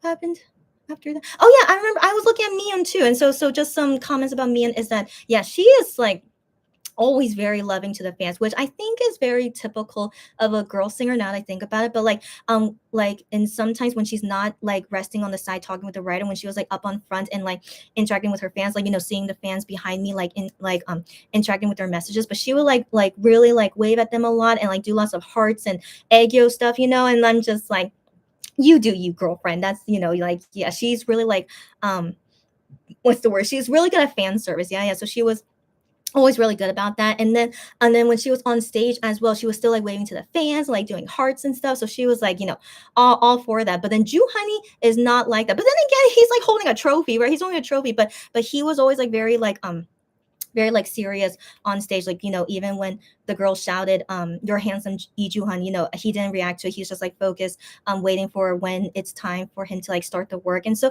yeah, that's very interesting about Ju-han. Like he's not into fan service, which is totally fine. I think I never seen him as like a fan service guy now that I thought about it. And so yeah, so I felt like Ju Honey was just acting like a normal guy. Like, do you guys remember? Like, I mentioned that before that Ju Honey just felt like a normal guy. He really felt like a normal guy and not really doing like what singers would kind of do. I guess kind of like how Mion does, like really like all the fan service and stuff. But he's not like that, and that's okay. That's okay. And like as long as people love you just the way you are, that's most important. Like I hope people don't think like they have to do fan service. Like I don't like it when it feels forced anyway. And so yeah, Ju Honey just being pretty chill. Yeah, just doing his work, and he waves to us when he can, and like interacted with the fans, talking with them and stuff. I feel like he did enough. He was just being himself, chill, normal guy. And so yes, I just thought it was just interesting to see him this way because I personally have never seen him this way before. So I thought that was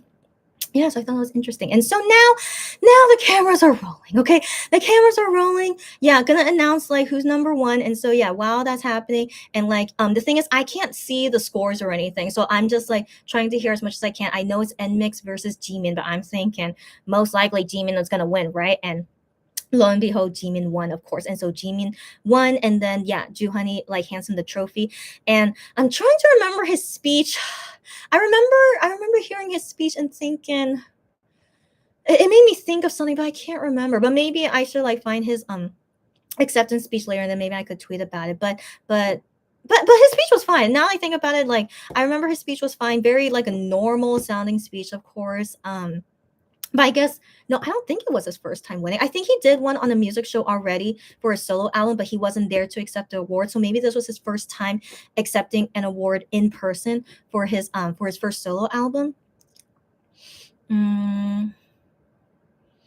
But yeah, but I think he just said typical things. Now that I think about it, just typical things. Thank you to the fans and people making this possible. Blah blah blah. Yeah. Maybe I'm imagining things. I'm sure his speech was just normal. I'm sure it was. Yeah. But if I think of something, I'll should I tweet about it? Yeah, I'll think about it. And so anyways, yeah. Then his speech was over, and then everyone's saying, bye bye. And so while saying, oh wait, oh my gosh, I'm sorry, I'm backtracking. I'm sorry, I'm backtracking. But yeah, this is what happens when my memory is spotty. And so backtrack a little bit.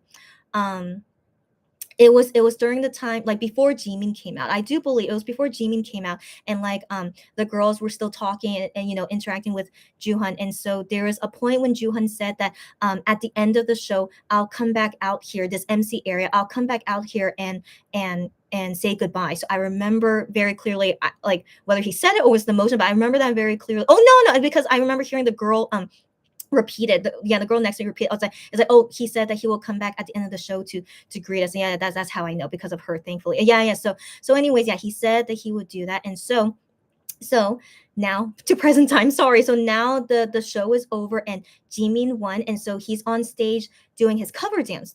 What? Sorry, not his cover dance. Sorry, his encore stage.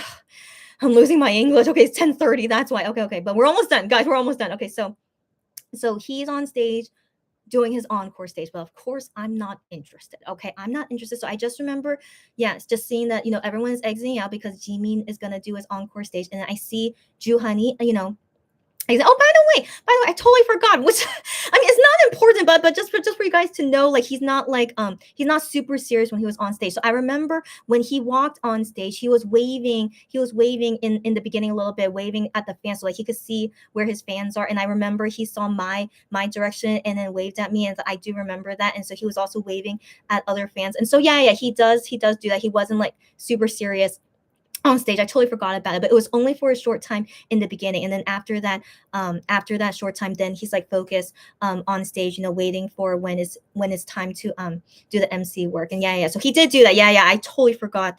Yeah, he did. And like, I remember like waving at him when he got on the stage. And yeah, and I saw yeah, so that was, you can, yeah, so he is okay, just not like not super into fan service, which is totally understandable. And so yeah, so now is the end of the show, right? So he's going off the stage. I can't remember him waving at the fans while he's walking off the stage, because they do have to like kind of exit quickly since Jimin is doing his encore stage.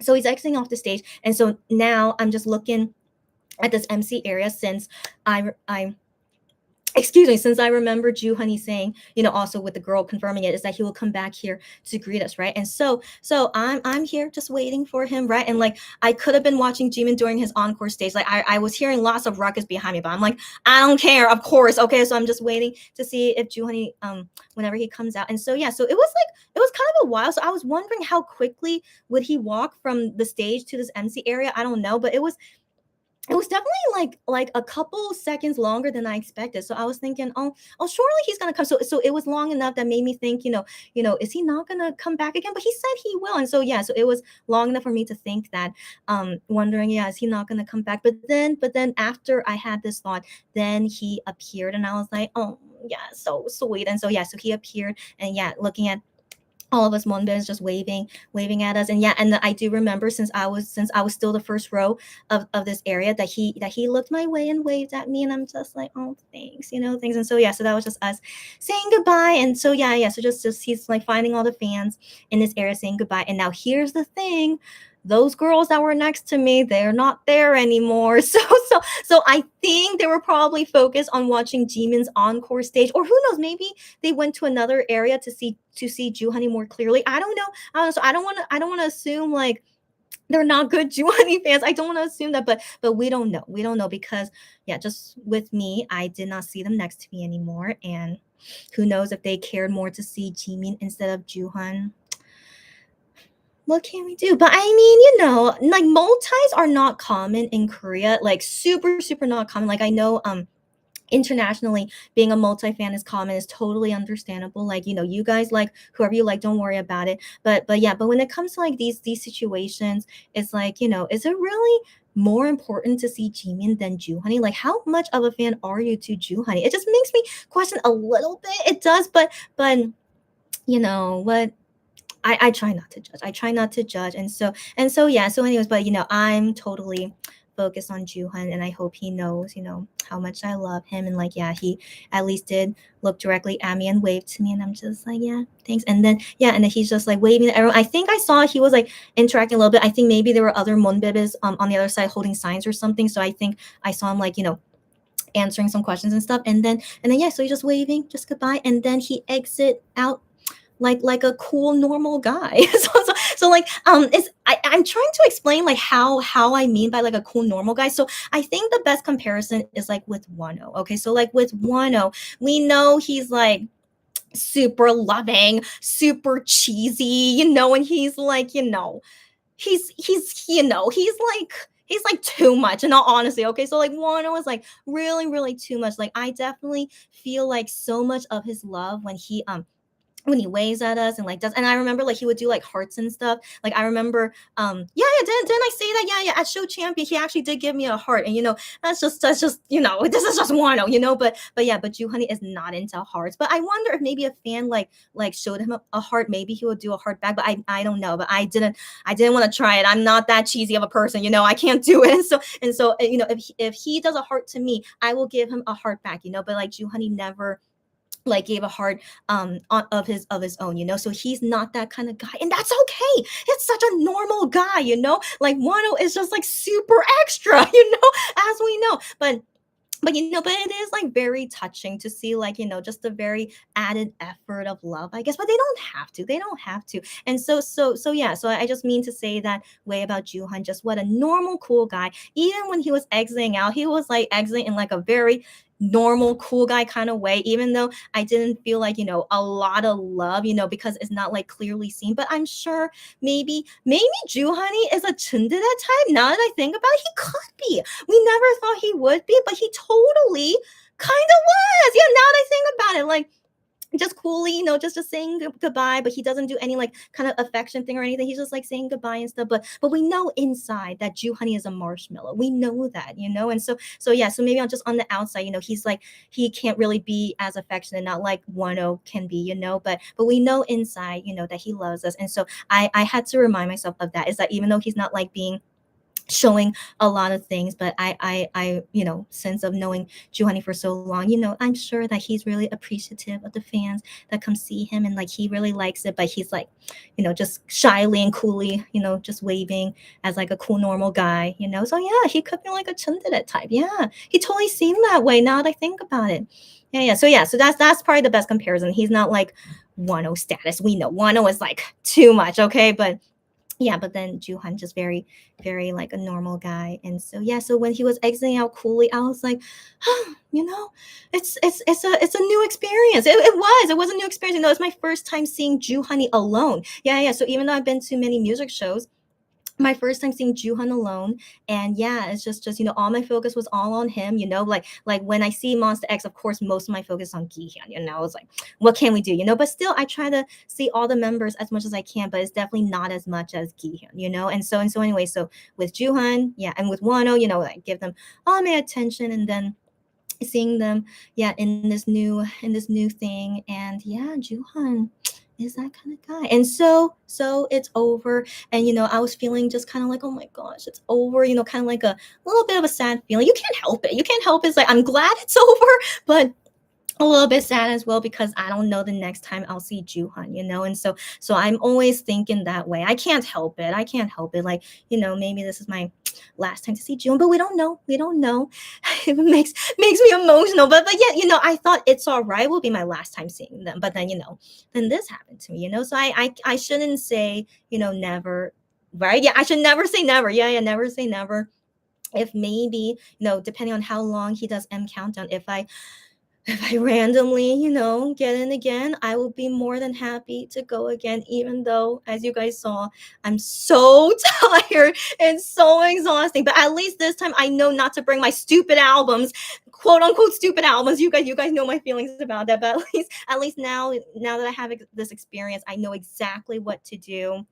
And like also being aware of like how long transportation takes and everything. So if I do go a second time, I'll be like a seasoned expert, and so hopefully, if maybe I could still like get the first row. I don't know if I'll get number one again. Okay, but still, even if I'm like a few numbers after, what if I end up like the spot like the girl next to me? She was like number 7, I think. I tried to see her wristband number. I think she was number 7, and she stood next to me. And so hopefully, who knows, if maybe, yeah, if next time I go I can still get the front row. And so I thought about this. I should prepare a dry erase board. So I totally forgot this, but when I went to go see Inkigayo live to see Wano, there was guys next to me who are fans of the female MC of Inkigayo, and they brought dry erase boards to write messages to her and like talk to her and stuff. And like I totally forgot about that, preparing to see Juhani yesterday.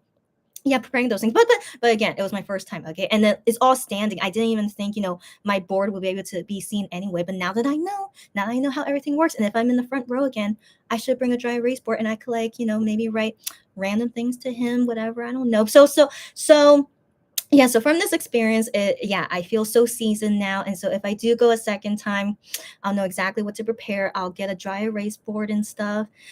Yeah. So yeah, no regrets, even though I was so tired, as you guys saw. But every time, no matter what, every time I go to a music show, I'm so tired, but I never regret it. Okay, guys. So just always keep in mind, like, I always say like the bad outweighs the good. And all honesty, it does. Like, it really is like a lot of suffering, seeing my favorite singers. It always is. And so it really, really sucks, but I never regret it because these are rare things. These are rare, as you guys know. This is not normal how often I go to music shows. It's very rare for me to go. So yeah, I never regret it. I will always go. And being able to see my favorite singers as much as I possibly can, of course I'll never regret it. And so yeah, so even though yeah, my body rejects me, being like, you need to go to sleep, stop talking, blah blah blah, and all that stuff. But I'm all good. As you can see, I just needed like a good night's sleep, and took me a while to wake up today, but as you guys can see, I'm totally fine now, and I'm gonna go to sleep soon now that finally I just finished my story. And so yeah, there's nothing else to say now, is that we exit out in an orderly fashion. The security guards at M Countdown, they're all new people. And so I was curious because I do remember some of the security guards from M Countdown 4 years ago, because one lady sorry, I never thought I would tell this story, but 4 years ago, or maybe 5 years ago. So, because I've been to M Countdown multiple times, but there was one security lady who was like kind of mean to me. I don't know why, but she was sorry, guys. But yeah, there was one security lady at M Countdown who was kind of mean to me. Like she thought I was running, but I was like, I'm not running. And she's like, hey, don't run. But I'm like thinking to my head, I was not running. I was like maybe like walking kind of fast, maybe. But I mean, I'm just trying to go with the speed of the other people, right? And so I was going at the speed of the other speed, but definitely not running. And so she stops and she's like, hey, don't run. And I'm just like, I was not running. And so anyways, I can never forget that woman. It's like why she singles out me, but not the other people that were walking kind of fast as well. And so whatever. So yeah, when I came to M Countdown this time, that memory came to my head. It's like, oh my gosh, is that mean security lady still here? But she wasn't. Hopefully she moved, somewhere else, or she retired. I don't know. She didn't seem like young or old. She seemed like maybe 10 years older than me. And so yeah, so who knows? Anyways, yeah, guys, I have stories for days. Okay, stories for days. But anyways, these security people this time at M Countdown, they all seem pretty okay.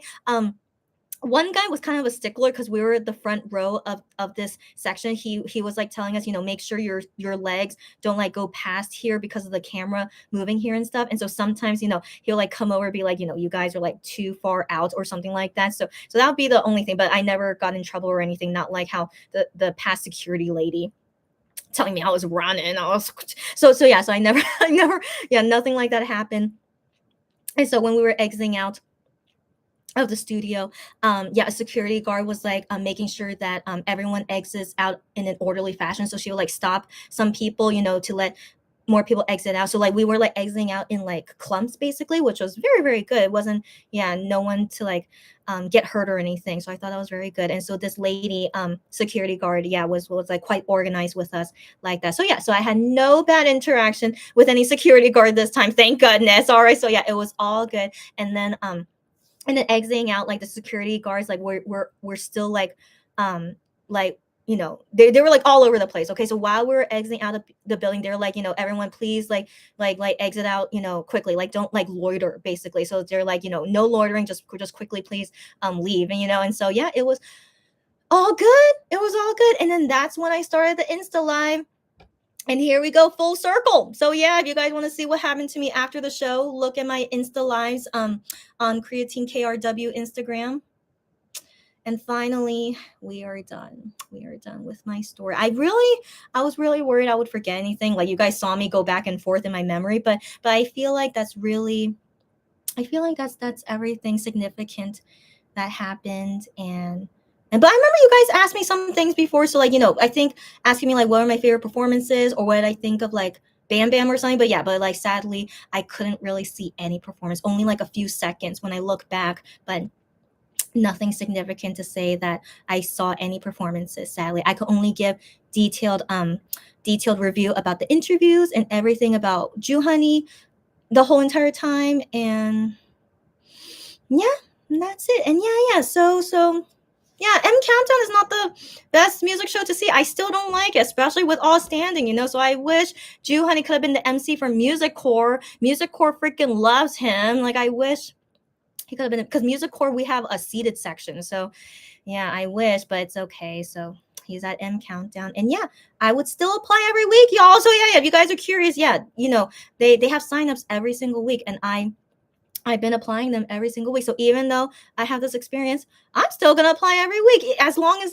I'm available on that day, I'll still apply every week. And if I get in or not, whatever. It's pure luck if I get in or not. And so yeah, this does not stop me. I still want to see him as often as I want to, as often as I can. I think that's better to say, because some days I can't go, of course. And so as often as I can, I'll try to go see him. And later, when Hyungwon is the MC for Inkigayo, I'll also apply every single week and see if I get in. And yeah, and that'll be a story for another time. If I ever get so lucky again. I'm zero expectations as always. But at this rate, you guys are like, girl, you're so lucky. You guys are probably expecting me to like go all the time. But no, okay, this is not normal. It's just whenever luck wants to come visit me, that's when I go see them. So yeah, so just wish me luck as always. Wish me luck. And if it happens again, you guys will see me do this whole thing all over again. And at least this time I'll be more prepared. So I'm glad to have this first time out of the way, and would be great if more times to come. Okay. Oh, I'm so glad finally all the story is over, and it's not even midnight yet, thank goodness. And so yeah, so we're gonna ring in April soon, but I want to believe I'll be done with this live before then, and I'll be seeing you guys. I hope to see you guys more often in April, but at least for these last few days in March, I saw you guys so often.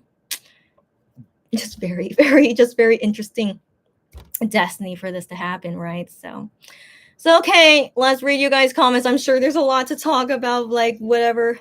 Let's go.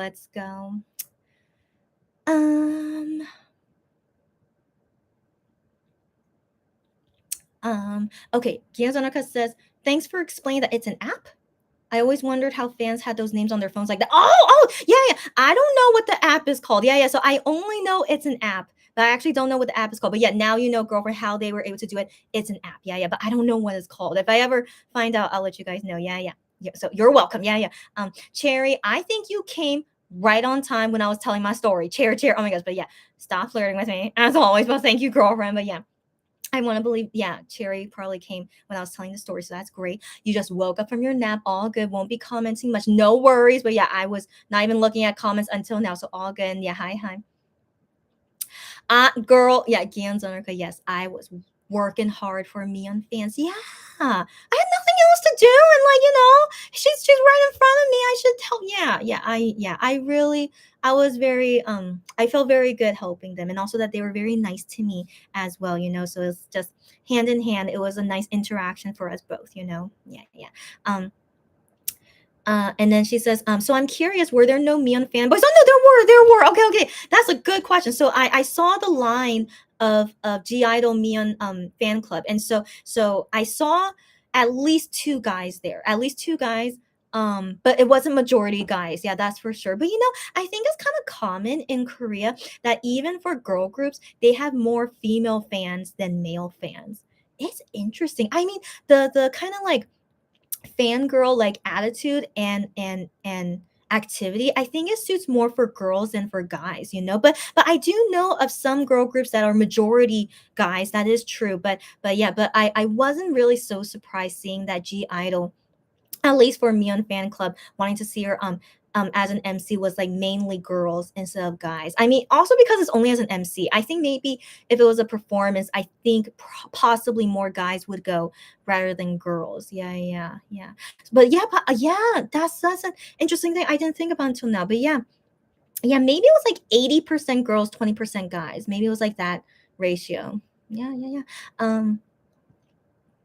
Yeah, I had the perfect spot to help everyone out. Wasn't that so funny? Yeah, the G Idol fans and then Monster X fans. Yeah, yeah. And she says so nice of me. It's nothing. I don't want to like seem like such a big person. I'm just this kind of personality. It's like if I see that I'm able to help someone near me, I'm gonna help them. But I wish that this was a common thing for any person to do. But I know, like, sadly, like, people out there, there's many sucky people out there. We know. And so anyways, yeah, but this is just me.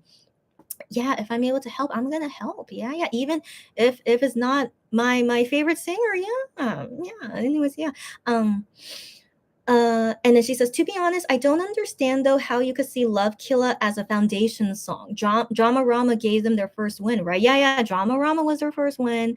And yeah, yeah. And then yeah, the people debating that Love Killa is their foundation song. Like I couldn't remember all the points, but there were some kind of good points. Like Minhyuk said how, like, many of the younger singers, they are covering Love Killa the most, and so that's why they feel like it's their foundation song, because many singers many singers want to cover that song. But I'm thinking it's not because it's a foundation song. Maybe they want to cover it because it's like easier than like Rush Hour. Of course it's easier than Rush Hour. You know what I'm saying? So I didn't think of that as like a good argument. But then, yeah, but there were other points saying other things that I forgot. But in my opinion, yeah, I felt Drama Rama should have won. But yeah, after I watched it, I felt like Ju Honey and Hyungwon didn't really like give a convincing argument. Like they were like kind of not able to give good points, unlike how like Minhyuk did. Like Gihyun didn't really like did a lot. So sorry, Gihyun, but like it was like Minhyuk was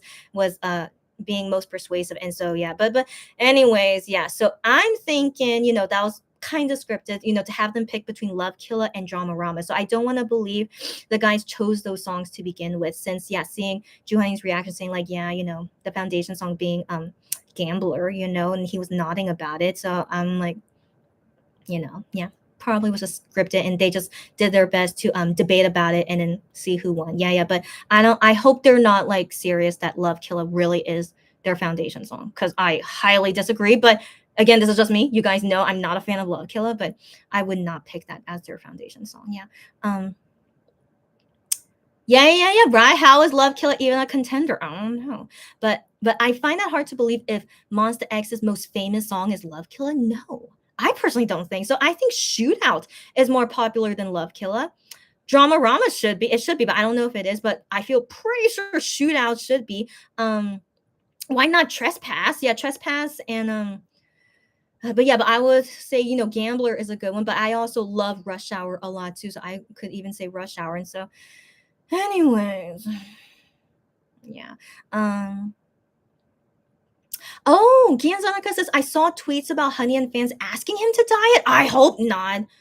I hope not. I don't, at least the fans next to me, they don't want him to diet. They're like, you're fine, but they just like, just kind of like let Honey like do what he wants. He was like, I gotta do this kind of feeling. They're just like, okay, and so I really don't think the fans want Honey to diet. Just he, for some reason, wants to do it, right? And so we don't really know the true reason.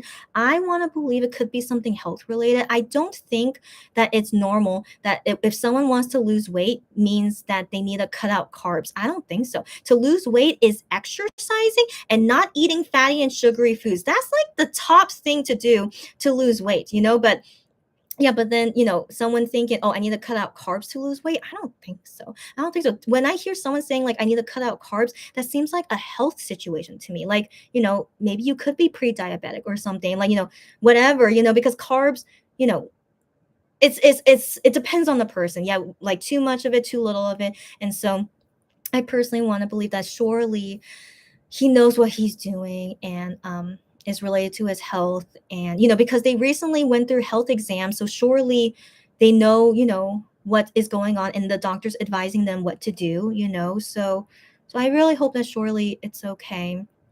And yeah, the thing is, in Korean food there are so many carbs everywhere, so maybe like his whole life eating Korean food, and like what could have been affecting his health, to have gotten something because of too much carbs, we may never know, and so I want to believe, maybe he's just doing something that I hope is beneficial to his health, not destroying it. That's just my hope, and that he's taking care of himself. So That's why I don't really want us to like worry too much or think like, Juhani's doing the wrong thing. We don't know. We don't know. And like just surely, yeah, that he's fine. Yeah, he's fine. Um um Yes, yes, yes. Thank you for rooting for this girl. Yeah, yeah. She was like, don't do that. Yeah, yeah. And I want to believe most Monbebes agree with her. Like we don't want Honey to diet. Like there's no reason for him to diet. And so yeah. But from that interaction, just seemed like Honey is like, I need to do this kind of feeling, and then she was like, oh, okay. It felt like that kind of feeling. Um, Debbie, you go, girlfriend. You too. Have a wonderful weekend. See you later. Thanks for joining. Bye, bye, bye. Okay. And then Gian's on her opinion about a no carb diet. She's not sure about it. She says, I know it helps you lose a lot of weight short term, but when you go back to including carbs in your diet again, it can backfire, I think. Yeah. Yeah. Again, we're not doctors. Yeah. We're just going by, excuse me, by what we know. But yeah, that's why I surely want to believe he's not doing this blindsidedly or like thinking this is a fad or something like someone or not. Sorry, what am I mean by that is I really hope that surely, yeah, it's based something on health, and like maybe after getting his health checkup, or who knows, maybe to prepare for the army. I don't know then something to do with like you need to cut back on carbs and like getting used to not eating a lot of carbs so that yeah, so that he can like continue this habit maybe, and then yeah, I don't, yeah, again, we don't know. And so thanks for saying that. Like I don't want to believe it's like super bad to go on a no carb diet, and just hopefully he's doing it the right way that doesn't damage his health. I really really hope he's doing okay. Yeah, yeah. um yeah. So she understands the guys wanting to look good for us, but whenever I hear that they're skipping meals, it just makes me sad. I know. And so the thing is, when they talk about skipping meals, which Gian says often, and I'm trying to think about the other guys, but I am in general, he doesn't like eating. He's such a weirdo. Okay, so he's like, I think eating is like annoying, and I'm like, okay, and so like yeah, so we can't really, but anyways, but then yeah, so when Gian says that for me to look good for the photo shoots, I need to skip dinner today. And so in my opinion, when you skip meals, is technically not bad. It's technically not bad. And so it just depends on like it depends. And so yeah, I just hope he's doing it correctly, but I don't know. I don't really trust him in anything he does. But yeah, so that's the thing, is that sometimes fasting a meal every so often, that's not terrible to do, because but it depends, because the thing is, you have to be eating healthy no matter what. Okay, eating healthy is most important, but like having to eat 3 times a day is technically not like a necessary thing. At least I'm just speaking from experience and also what I've heard. But again, don't trust me. I'm not a doctor, of course, but for me personally, I think it's best to eat when you're hungry. Okay, so I don't usually eat a 3 meal every day as well. And so I eat when I'm hungry, and like but the thing is, I try not to overeat. That's the dangerous thing, is that if you're feeling hungry all the time and you're overeating, that's not good. And so sometimes when I feel like, oh, like at this moment, if I eat, I don't think it's good. And so yeah, so it's more like human instincts, right? If you're hungry, you should eat. And so right. And so yeah, so when Gion says things like, I'm super hungry but I can't eat, that's when I'm like, that's not good. So I'm like, you should be like maybe just eating a little bit if you really don't want to like look too chubby or something the next day because of the photo shoot. I think just eating a little bit is not gonna, it's not gonna be terrible, especially if you're eating something healthy. So anyways, I don't know if they have good human instincts or not when it comes to eating, and like being very self-conscious to make sure to eat healthy. So yeah. So it's like gray area, right? So I can't say that skipping meals like at all is like terrible. It really depends on the person, and like how often you can eat, depending on your schedule and stuff. Like I've had days where I only ate 1 meal in a day because I was like so busy with something. But I can't say that I think it does something bad to my health, not at all. But my intention was not to lose weight. Of course not to lose weight. But yeah, so yeah, so I feel like kind of iffy, yeah, when it comes to when they say things like that. So yeah, so I feel most concerned if they're saying like, I'm starving, and like, but I'm forcing myself to not eat. I'm like, that's when I'm like, that Yeah, but if you're legit not hungry, okay, if you're not hungry and you're like, oh, I'm gonna skip this meal, then yeah, this should be okay. Yeah, yeah. But then I remember Gian said how like he eats one big meal right in the morning and then he doesn't eat for the rest of the day. So that was a little bit concerning for me. But I was hoping maybe he was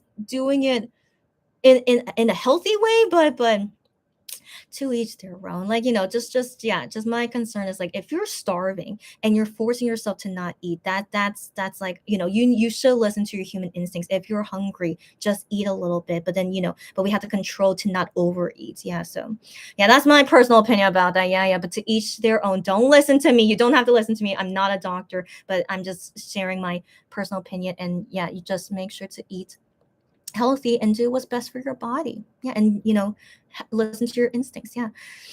Mm, okay, yeah, yeah. The bottom line is it's their decision, so there's really nothing we can say if they want to diet. That's right. That's right. No matter what we say, they're not going to listen to us. Yeah, yeah. As I just saw with like Honey, with the fans. Yeah. Eh? Oh. Okay. Oh. Okay. Okay. 1 second. Okay. Because right now it's 11 p.m. Okay. Okay. But I do feel bad whenever they say they're trying to look good for us, but they're struggling. So, I personally hope that's just my hope that they're lying. Okay, so excuse me. So, like when they say that all the time, that's when I get suspicious if they're lying. Okay, because like they're blaming. It feels like they're blaming us. It's like I'm doing this because I'm doing this for you, and I'm like, if you say that all the time, then it feels like a lie. It's like they want to like justify their actions and like having you accept it. It's because I'm doing this for you. It's like get out of here. Okay, so like okay, but this is just me. This is just me. And like there's most likely a bigger reason to it, but to justify it and not have the fans be mad about it is like, yeah, like they're doing it for us.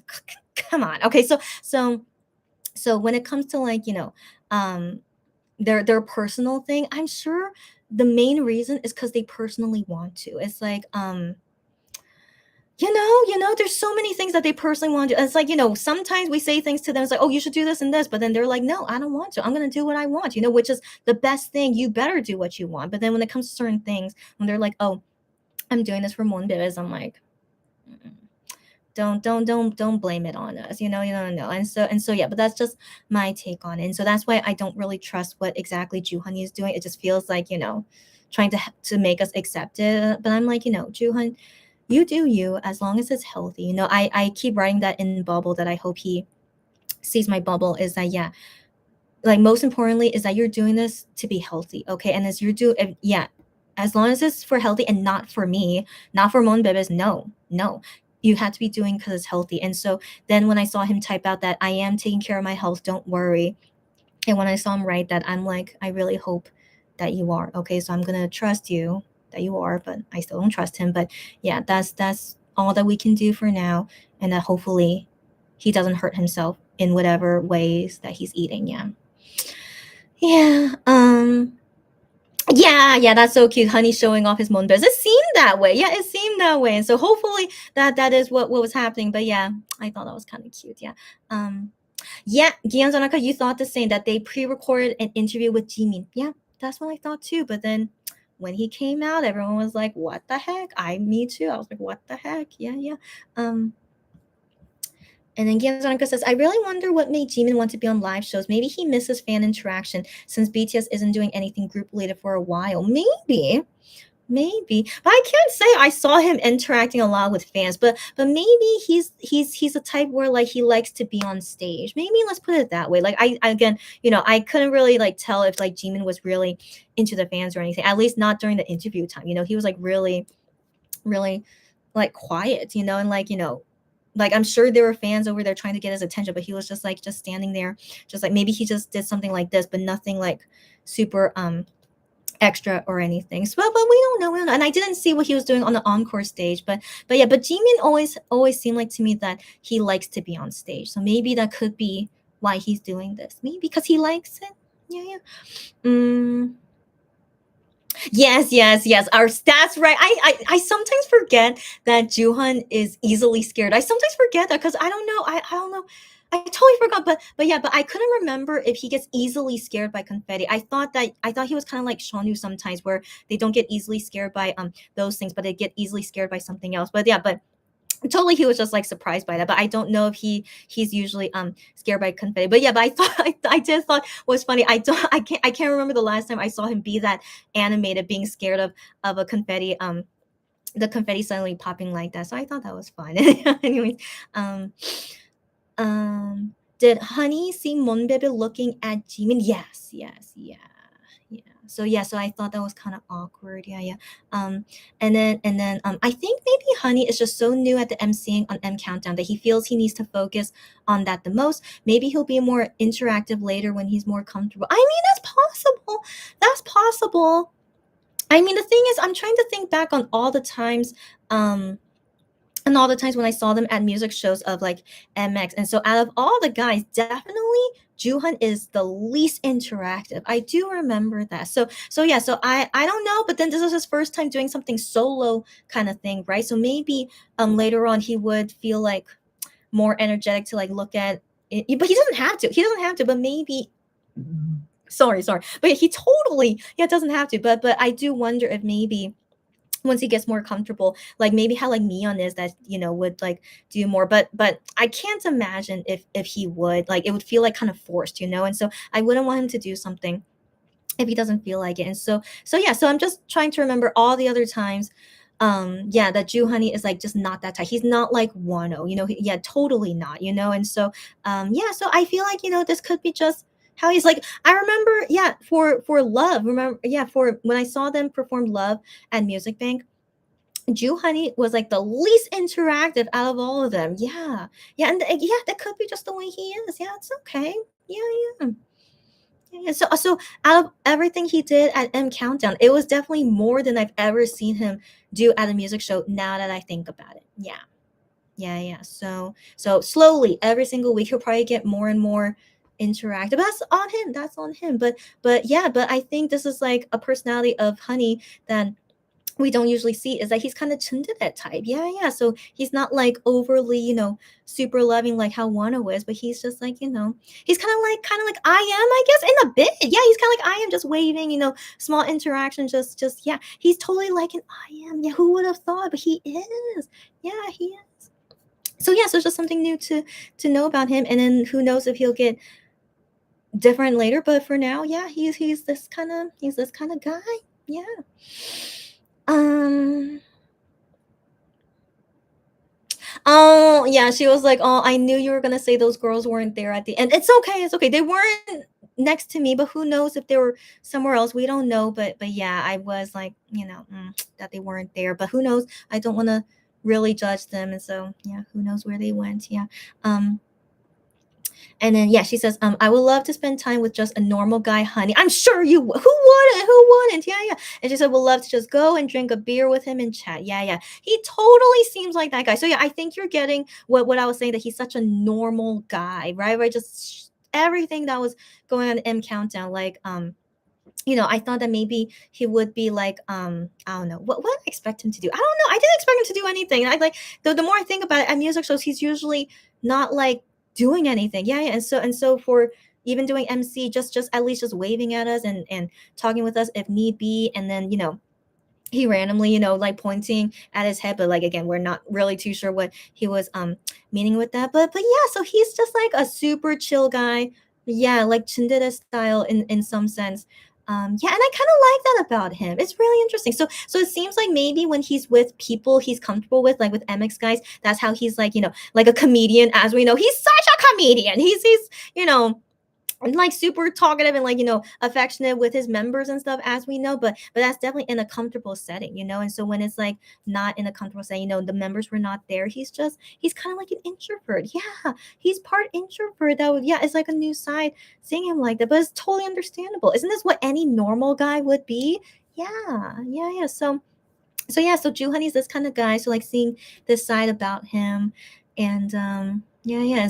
And so yeah, but yeah, when he's in a comfortable situation like with the members, that's when we see his funny comedian side, and so yeah, isn't he such an interesting guy? Yeah, so if ever we can all hang out with him, I'm sure it would be so fun and hilarious. Yeah, or could be very chill, it just depends on, yeah, the people around him, yeah, which is a very extrovertness about him, that he's like off the energy of the people he's with. Yeah, so it's interesting. And so yeah, so I would love to go a second time and be more prepared. I'll bring a dry erase board and we'll see, if he can, if he wants to like chat with me about anything. And yeah, but if only, less, zero expectations as always. And then who knows if I could see Hyungwon later, but yeah, zero expectations. Just these are always just good memories, right? Very tired, exhausted, good memories. And yeah, if anyways, until next time, if there is a next time. See you guys then. And then Gianzonica says, well, to be honest, when Shonu suddenly went vegan, I thought it was health related as well. I was the same. When he suddenly went vegan out of nowhere. Okay. Excuse me.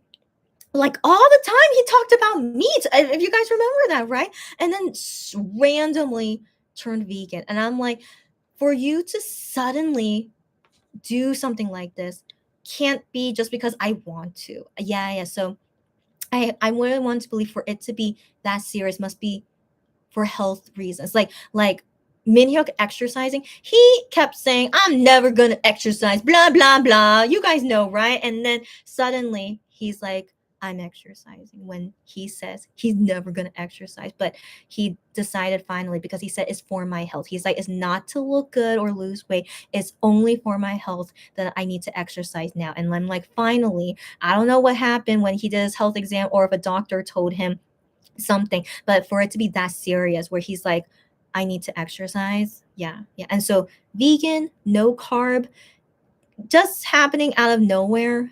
Yeah, it's just, I really want to believe could be more than that, but they just don't want to tell us, so which they don't have to. So if it's health related, yeah, you don't have to tell us, of course. So yeah. So I don't really want people to worry. Like I saw some tweets about people, assuming things, and like I even saw one tweet where people no, sorry, one person, sorry, it was one person, like kind of what's the word, I'm trying to think what's the best word to say it, but they were saying how like it's really bad in Korea, the self-image, and like these bad diets that they do, blah blah blah blah. And I'm like, it's not everyone in Korea. So like I felt like it was like generalizing, like Korea's so bad that it makes MX guys think this way of like bad self-image and stuff. I'm like, no, it's not. And so it's just it was like kind of offensive in some way that they think Korea is like this really bad country about self-image. Like, we know like plastic surgery is popular in Korea, but it's not right to say, oh, everyone in Korea wants plastic surgery. No, that's really a bad generalization to say. And so yeah, so when I see people who I want to believe are not Korean or living in Korea, and they're saying things like that, it's like, you're giving a bad image to Korea, and I don't know if they know that. And it's like, do they even have the right authority to be bad mouthing Korea? So yeah, so it just made me uncomfortable if they're like, if they're saying like, MX guys are doing this and this and this because Korea is such a bad country. And I'm like, oh my gosh, and so just don't believe everything that you see out there, okay, guys? So like, it's better that you get it from either a native Korean or someone who's been living in Korea for a long time. But sometimes I say to you guys, I'm still a foreigner living in Korea. I'm half Korean. I have a Korean mom, but there's still lots of things about being Korean that I can't really answer because I was born and raised in USA, but being, living here for so long, like I feel like I have a pretty good knowledge. And yeah, and just yeah, when I see people like generalizing Korea, yeah, in a bad way, that's when I'm like, so yeah, so I just hope that, yeah, you guys don't think too much about it. And so that's why I say like all these things about what MX are doing, like don't think too much about it. We have to trust them that they know what they're doing, right? And if ever any issue happens, then we'll deal with it at that time. But right now, no issue is happening. They're just, honestly telling us what they're doing. I mean, that's really interesting. They're even telling us. They don't have to tell us, right? But they want to tell us. And so if they want to tell us, then I want to assume it's nothing super terrible that's going on, right? So yeah, so I just hope that there's that we don't think too much about it, and that hopefully everything is okay until ever we see like a red flag. But for now, I really don't see any red flags, and I'm hoping that they'll be okay. Yeah. Girl, don't worry about you commenting whenever you want, especially when it's related to don't worry, we're going soon anyway. So anytime, don't worry. And but she suddenly got to, oh wait. Sorry. I thought you were apologizing about commenting a lot. No. Okay, but now I just realized, sorry, I'm losing my English ability. She says, sorry, not commenting a lot, but you don't have to either way. Okay, you don't have to either way. You only comment when you want to. So my response still stands.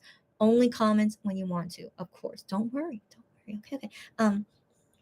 Yes, goodbye and just listen. Thanks for sharing your story. Loved hearing everything about it. You're welcome. Thank you for listening to my story. And yeah, any of you guys like interested or about I'm always up for talking about anything, especially when it comes to topics about Korea, just so that I make sure that people don't have the wrong idea. I really hate that when I see some things being talked about on Twitter and I'm just like, if you're not Korean or living in Korea, why are you sharing this kind of opinion? And so yeah, but I'm not one to want to like write about it publicly, of course not. And so I, as always, I just want to always let you guys know, always be suspicious of everything you see on Twitter, especially when it's coming from someone who is not Korean or not living in Korea. It's like, why would we trust someone like that when they're talking about Korea, right? So just always be cautious about it. And yeah, and guys, I'll see you guys. What did I just say? I gotta go. Yeah, so I'll see you guys soon. I will, because April, the best month of the year. All right, it's only 30 days of April, so I'm hoping to see you guys often. I was tempted to like, should I do a live every single day in April? But that is not possible. I can't, because I really have lots of things that I need to do before my deadlines. I still haven't finished the things I need to finish, but I see the light. I see the light at this tunnel, and I'm very, very hopeful that I will be okay. And then I can see you guys more often after I finish this stuff. All right. So hopefully see you guys again super soon, especially in April. All right. So that's it. Oh yeah. Bye again. Excuse me. And then Unico says, too bad you can't get an MCPC. I mean, okay, so you mean like the broadcast cards? So like, we're only getting Reason broadcast cards, but we're not getting like new ones. Is that what you're saying? They usually wouldn't. I want to believe they usually wouldn't. Like, I didn't see what kind of photo card Mion fan club got, but I want to believe it's just their usual broadcast cards, based on their last comeback, which is what I was getting with Juhan. So I want to believe Mion was the same way. But yeah, it's not nothing special. And I'm okay with that. I'm very okay with that. So yeah, Unico, I don't know if that's what you mean, but I'm very okay with just a normal broadcast card. And it's only of Juhan. So they would never give us another MX member. Of course not, because we're all here to see Juhan. So of course they only give us a Juhan broadcast photo card. And I'm very, very okay with that. Yeah. And so when I go see Hyungwon, if ever, not when, if I go see Hyungwon, it would only be his broadcast card as well. So yeah. Hey Lou, what's up? She's like, yeah, I'm still here. And she says, we'll watch the replay. Girl, I don't know how long you've been here or what, I don't, but yeah, girl. So I'm reaching 2.5 hours and it's not midnight here in Korea yet. So I'm pretty proud of myself that only 2.5 hours and ending before midnight. So the next time I see you guys will be in April. Best month of the year to me. But overall, it's there's so many things happening in April. Oh my gosh, like there's so many things happening in April, as you guys know. And so enjoy the best month of the year with me. All right. So I hope you guys are excited. As you can see, I'm clearly very excited. But yeah, after I finish what I need to finish, I'm gonna see you guys very often for lots of awesome stuff. And like, let's not forget Shawnu. I can't believe it. Anyways, April 2023. Gonna be amazing. Yeah. Unico says, Chrissy, watch the Korean Pizza Club. It's like a roundtable discussion about different topics. I have never heard of the show. I will love to watch it. Yeah. If you want to chat about with me about certain things, I'll search it up and I'll let you know if I ever watch it. Yeah, Lulu. It's okay. I don't know what I dropped. Okay. So Lulu. So she asked me, "You're going to try to see Hyungwon?" Of course I am. Okay, of course. As you know, all 7 members, anything they do, I go see them. Okay, anything. Even though, as you guys know, sorry. I thought this was a random person, but Debbie, you just came back. Oh my gosh, sorry, Lulu. As you know, I love all 7 members, even though, as you know, my bias is Gion, but any of the members, even if it's solo, like how I went for Juhan, of course I want to go see Hyungwon MC at Inkigayo. Of course I will. Yeah. Any of the members, anything they do, I will always want to go see it. Always. And so every single week, starting when Hyungwon starts Inkigayo, I will apply for Juhan for M Countdown, and then Hyungwon for Inkigayo. Every single week, I'll apply, and if ever this crazy luck happens to me again, it could. Never say never. Given we just saw it happen this time, it could happen again. We don't know. So just wish me luck. But if I never see them again, it's okay. But if I do see them again, I'll bring you guys on the ride again with me to next time. So yeah, wish me luck. I would love to see Hyungwon at least once. Of course, any of them. Love to see at least once. And if I see them a second time, it's like cherry on top.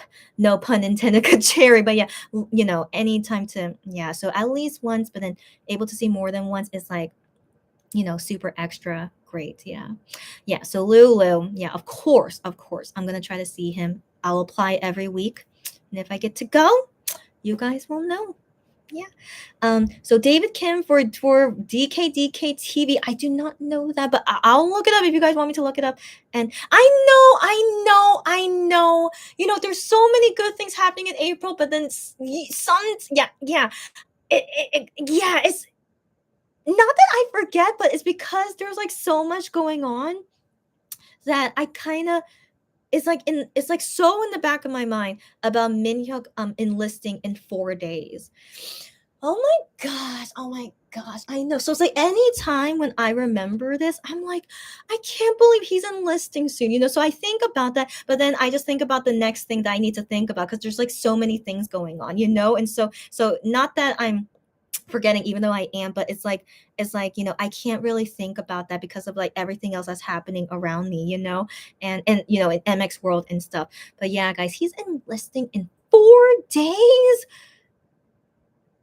See, every time when I remember, it's just like, oh my gosh. But regardless, April is still going to be the best month. All right, April 2023, sad and happy. All right, but most of it is happy, okay? And like, let's not be too sad about Minhyuk enlisting. It's just a normal thing they all have to go through. We've done it with Seonu and Wano, and then Minhyuk is next, and just down the line, and yeah, and then let's remember he's gonna come back like 1 or 2 months, 1 month after Wano. So once Wano comes out of the military, then 1 month later, Minhyuk comes out of the military, and I'm like, I think that's like really good to like experience them coming out of the military around the same time. But then now that we see the other guys are not enlisting anytime soon, we sadly have to wait a couple months for the rest of the guys. But so I'm trying to think like it's both a good and bad thing, Minhyuk going, but overall I feel like it's good. Can't wait for him to come out at the same time as Wano, Yeah. So anyways, April 4th, for sure I'll see you guys. 1000%. I'm gonna be here, okay, guys? So yeah, so for sure see you April 4th, but also like Mongo episode will also be on April 4th. And so yeah, it's gonna be like so many emotions all over the place, but we're gonna be here together for it. All right. So yeah. So anyways, just always take care. But yes, thank you, Debbie, for telling me. Don't worry about it. Yeah, like we all know, but it's just, it still feels unbelievable, of course, But yeah. April 2023. It's gonna be crazy, but it's gonna be great. Okay. Lula says, "Are you going to watch Knowing Brothers?" Of course I will. Yeah. She says, "I saw a tweet that Gion was on that show where random celebrities watch a car accident." That show is popular in Korea, and I don't know why. But yeah, he's gonna be a guest on that show. The first MX guy to go on that show. But I mean, Eugene is also gonna be on the same episode as him. So I'm like, I don't know. When they do anything where also an IVE member is there, it's really weird to me. So so I'm not exactly sure why he's there, but I'll still watch it too later. I don't know. It depends. Depends on how I'm feeling. But for sure, I want to see Knowing Brothers, and but yet no watch party because of copyright. And surely it's a fun episode, but always we're gonna do watch parties for Mongo and everything else. Oh yeah, but the new OST. So Kian and Juhan are doing an OST. That's the one coming out April 16. But for some reason the preview was only Gihyun, so I thought it was only a Gihyun OST. But then people found out it's actually Gihyun with Juhan, and I didn't hear that sample or the preview. I didn't want to hear it. I want to fully hear it for the first time on April 16th. And so yeah, so don't spoil me about anything about their OSTs. I must wait until it's released, and then there's going to be reaction parties for them with you guys. And I know there's a lot going on. And so yeah, so just FYI, the watch parties only Mongo and when any of their new songs come out. Yeah. Debbie says Korean Pizza Club is interesting and David Kim is great. I will look out for it. Yeah. I'll let you guys know if I'm watching it. Lulu says Hyungwon is making his MC debut on the same week as his best friend enlisting. Yeah. 5 days later, he's 5 days later. Yeah, he's the Inkigayo MC debut. I know, but I mean, let's not think about it too much. The timing is the timing is the way it is, and yeah, it's just the way it is. And yeah, so anyways, they're staying busy. Who knows why? And who knows why Gion is still not enlisting? I don't know. I don't want to think about it. Okay, I don't want to think about it. And so we'll just see what happens as April rolls around, then May and June. I don't know. I really hope no shocking things happen when I'm in the USA. I'm only in the USA for a few weeks. Again, I can't tell you guys the details, but I'm only in May in the USA for a few weeks. But I'm really hoping nothing crazy happens in May. So yeah, we'll wait and see. Debbie says yes, a lot of things going on, but happy Seanu is returning. Right. Man, it's gonna be so interesting to see more of Seanu after April 21st. I mean, we'll see how he goes with like social media, but also like what new content they will. Exciting. Even though we won't see Minhyuk for a while, but Seanu coming back soon. Isn't that crazy? It's still crazy to think that. Yeah, it's crazy. April is crazy. Yeah. Yep. And then Lulu says, oh my girl. Okay, girl, Lulu, your post office is so fast. Okay, so I shipped this to Lulu like a few days ago. Okay. Wow. So she's talking about the package that I've shipped to her, which has all her top loaders in it, but didn't pick it up because you were heading to work. So that means later today after work, can you go get it, or you can't get it until tomorrow? I really hope they all arrive to you okay. As you guys know, I had top loaders, arrive to me not okay. And so where I packed them as best I could. I'm just as always hoping for the best as always, but I know the risk is always there. But Lulu being longtime customer, and I consider like a friend at this point. All you guys are like my friends at this point, but like I'm really hoping all is okay in there. Yes, let's hope for the best. Okay. So let me wait like a few minutes. And maybe if Lulu wants to say anything else before we go. Is my cake melting? Probably. It's been like 2.5 hours. It must be. How's it taste now? Tastes like really, what's the word? It's not as dense anymore. It still tastes great. I won't eat the leaf. I'm thank you guys for telling me. I will not eat the strawberry leaf. No worries about that. And okay. Sylvia, were you here the whole time? Oh my God. So this is Sylvia's first comment in this live. Hi, Sylvia. So she says random, but to be honest, So Sylvia is Shonu biased. Okay, so her comment says, I'm not sure why I'm as excited that Shonu coming back. Maybe because I haven't seen him for so long. First off, you should be excited. What are you talking about? We're all excited for Shonu to come back. Don't worry. Wait, unless that's a typo. Unless that's a typo. I don't know, but okay. Sylvia just pop in the last 10 minutes. Okay, all good. Welcome, Sylvia. You even like able to join. All good. So thank you for letting me know. But yeah, aren't we all excited? Unless you mean that you're not excited, which is weird. See, that's would be weird because you haven't seen him for so long. But whatever you're feeling, in all honesty, I've been so used to not seeing Shonu. 1.5 years. That's a long time. And so so Sylvia is saying, okay, that's what I thought if there was like a typo. She's not as excited as she thought she would be. Thank you for the clarification. Excuse me. Yeah. Sylvia is Shonu biased and she's saying this. Totally understandable. As I was just saying, I'm so used to not seeing Shonu for so long, especially not even seeing his social media presence. So at least with Wano, what a sweet guy, as we know. Yeah, every weekend we'll most likely see him this weekend, writing on Fan Cafe.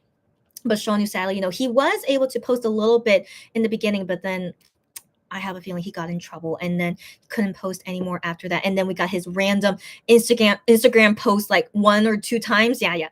Anyways, we've been so used to it, right? At least I'm saying for myself, been so used to it. But because being so used to it, but then finally the day is here now that we get to see Shonu again. Of course, I'm excited, but I've been so used to not seeing Shonu. It will be weird. Yeah, it will be weird. But Sylvia, what you're feeling right now, it's gonna go away in no time, given your Shonu bias. Once you see Shonu and him, doing his usual stuff that he did before his military, he might be like even more sexy now. I mean, come on. I mean, he aged 1.5 years and he went through whatever military thing he went. He's probably even like more, like less prepare, and so maybe it's good you go in with like less excitement, low expectations, and then Shonu is gonna come in like, I have a feeling something might happen like that. So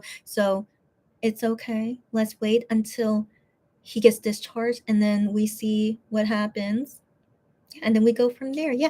But yeah, even though Shonu is not high, and to be honest, like even though I love all 7 guys, but they kind of have a ranking. I mean, we know Gion is number 1, but then the rest of the guys, I kind of like, give more affection to other guys than other guys. It's just the way it is. It's like you can't choose between your mom and your dad. You also can't choose, like if you have children, you can't choose who's your favorite child. But so anyways, I kind of feel that way, with all 7 guys, but I still love Shonu as like, as like I still love all of them, but Shonu is like not high for me. And so but regardless, anything that Shonu does, like going to go see him, what I will go see him, so like anything Shonu does, I'll be supportive of him, but I won't go like so crazy as in like with Gion, or even as crazy as Wano. Yeah, nothing, like that. But I will still like want to support him in as many things as possible. So why am I talking about this? Yeah, because it's gonna be a weird transition, but I think we're gonna be fine. That's what I'm saying. It's gonna be a new transition. Yeah, when Shonu comes back. Yeah. And so Lulu says, I can get it right after work. Oh my god, so exciting. She said the parcel mailbox is in your building. Did you get the other 2 top loaders yet? No, not yet. Okay, so yeah, Lulu. Yeah, so she's just talking the order with me. And so I'm so excited to hear the parcel is in your building. So that means you can get it after work. Got it. And then the other top loaders that we ordered together. But you only wait, didn't you only order 1? So yeah, you only ordered 1, right?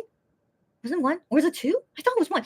Lulu, let's talk later. But any new top loaders did not arrive to me yet. I think it's gonna take still a couple more days until it arrives to me. Yeah. Lulu says, I know it'll be a little awkward at first with Shawnee, but I'm sure there will be a live of him having his first meal with members. Oh, I hope so. Even though Minhyuk won't be there, but I hope so.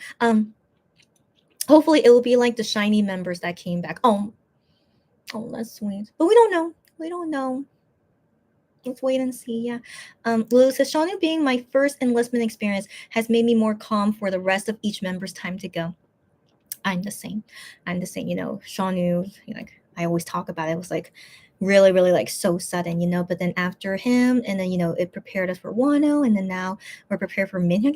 Yeah, for me personally, it does feel easier each time, but I'm always gonna cry for each one, always. Okay, every single member makes me cry, but definitely I cry the most for Gion. And so once Gion enlists, it's like the most. Will it be the most? I don't know. We have to wait and see. And so, but yeah, but for each member's enlistment, of course I'll cry. And yeah, but still, like, at least I feel so prepared for each person, unlike how it was with Shanu. So as long as I feel prepared for each person, that's why each time I feel okay. Yeah, because I'm so prepared of whenever they need to enlist.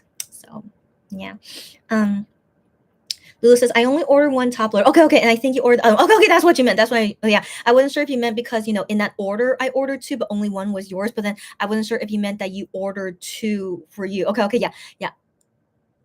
I'll clarify. And yeah, I will do an unboxing of that top loader box once it arrives. And yeah, I'll let Lulu know so that she can be sure to join me on that live. And then you guys are free to join if timing works out for you. Yeah. 2 more top loaders we're gonna unbox later.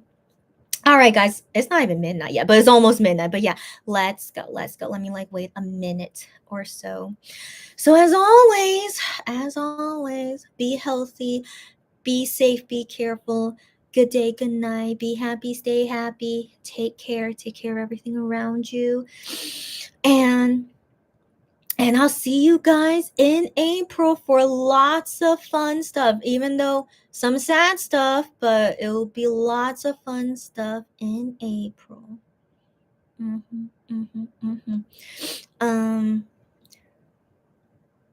Yeah, so Lulu says the first month of Wano's enlistment, I was a bit depressed. Totally understandable. But as the weekly Oho video drops, I don't feel as sad. How great. And totally understandable. Yeah. And so, yeah, for me personally, for so far, Shonu and Wano, I haven't really had like any like deep sadness yet. I mean, maybe I never will. I don't know, but I don't know. But then when Gion enlists, but I don't think so. I really hope not. But I could totally understand that. But yeah, it's to each their own, how much how much it affects you and stuff. But yeah, but so far I can't say I've ever had anything like that happen to me. But well, yeah, to each. Yeah, just as long as you're doing well, that's most important. Yeah, so you just deal with your feelings as best as possible, and you're doing fine. That's most important. Okay, good. And yeah, the weekly Ohoho videos and his fan cafe posts, yeah, it's been very helpful. Yeah. Good night, Sylvia. And Sylvia says, sometimes when I think about it, if Shonu still doesn't post on social media often when he's back, I might be disappointed. I would be disappointed with you. I'll be disappointed with you. But as we know, he's not active on social media to begin with. But let's hope after this 1.5 year of not going on social media that he would post often. Let's hope for the best, girlfriend. All right, let's hope for the best. But yeah, Sylvia, understandable to be disappointed. And let's hope for the best. Yeah. Lulu says, have a great evening and see you in April. You too, bud. Happy March birthday to you. This was to celebrate all the March birthdays. Happy birthday to everyone in March. And then in April, more things, fun stuff to come. Awesome. Cherry, as always. Yeah, she says, good night, Chrissy. Take care and sweet dreams. You too. Great. Thanks, everyone. I really should go. And she says, bye everyone. See you on the next live. You too. Sylvia says he needs to pay back to his absence when he's back. That's what I'm saying. Like if he still doesn't post often when he wasn't posting for 1.5 years, like come on. Actually, isn't it like kind of 2 years? Honestly, it's like 2 years now, not 1.5 years. So like technically, to be more exact, 1 year and 9 months. 1 year and 9 months. Okay, so a little more than 1.5 years, and you don't go on social media often. Come on, yeah. So I think totally understandable. We'd be disappointed. So anyways, I have hope in Shonu. I mean, I'm still so curious what's gonna happen once he discharges and like what things he does or like on social media, like so after April 21st.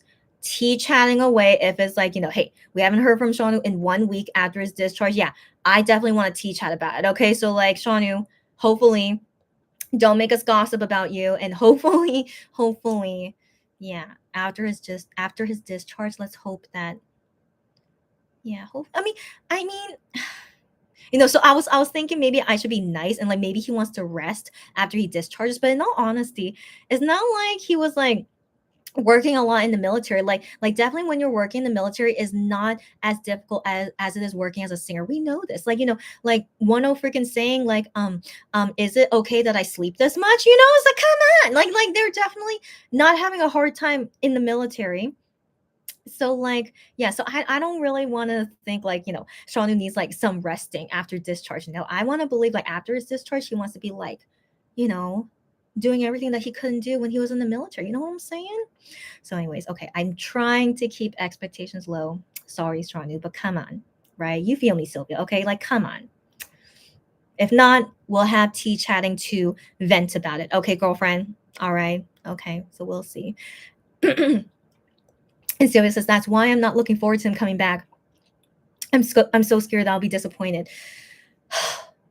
For now, zero expectations. Okay, it's always best to have zero expectations. So let's not expect him to be active so quickly. Okay, let's keep it low for now. Okay, keep it low. We'll still complain about it. Okay, of course, but keeping it low. All right, to not feel bitter or what's the word? What's the other word I'm looking for? But to not be hating on Shanu, So let's try to yeah, keep it low. Let's hope for the best, but keep it low, and let's vent about it in tea chatting. All right, guys, but let's hope for the best. Yeah, yeah. Lulu says Minhyuk is in regular army. Yeah, he's gonna be regular active soldier duty. Yeah.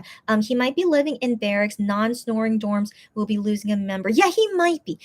But I don't know how it works when you're an active soldier in the military. I wish that I could talk to my Korean friends about it, or maybe if I could talk to any Korean male. But then I don't know. Each generation they go through different things, and so. Anyways, I know that you could come back home for vacations. I know you could do that, but I'm not sure how often it is.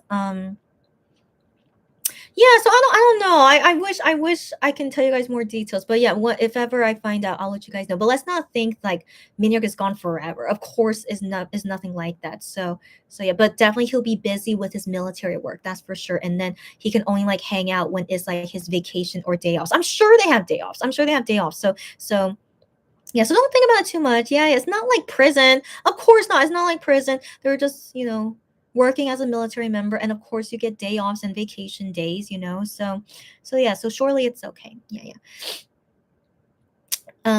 Lulu says Shanu will always be Shanu. He will have those random invites to Amazing Saturday. Yeah, maybe that's what he'll do. Yeah, and then Shanu will always be Shanu. Yeah, but still, we hope that once he comes out of the military, he'll be like, he'll be back to being a singer and interacting with us fans finally.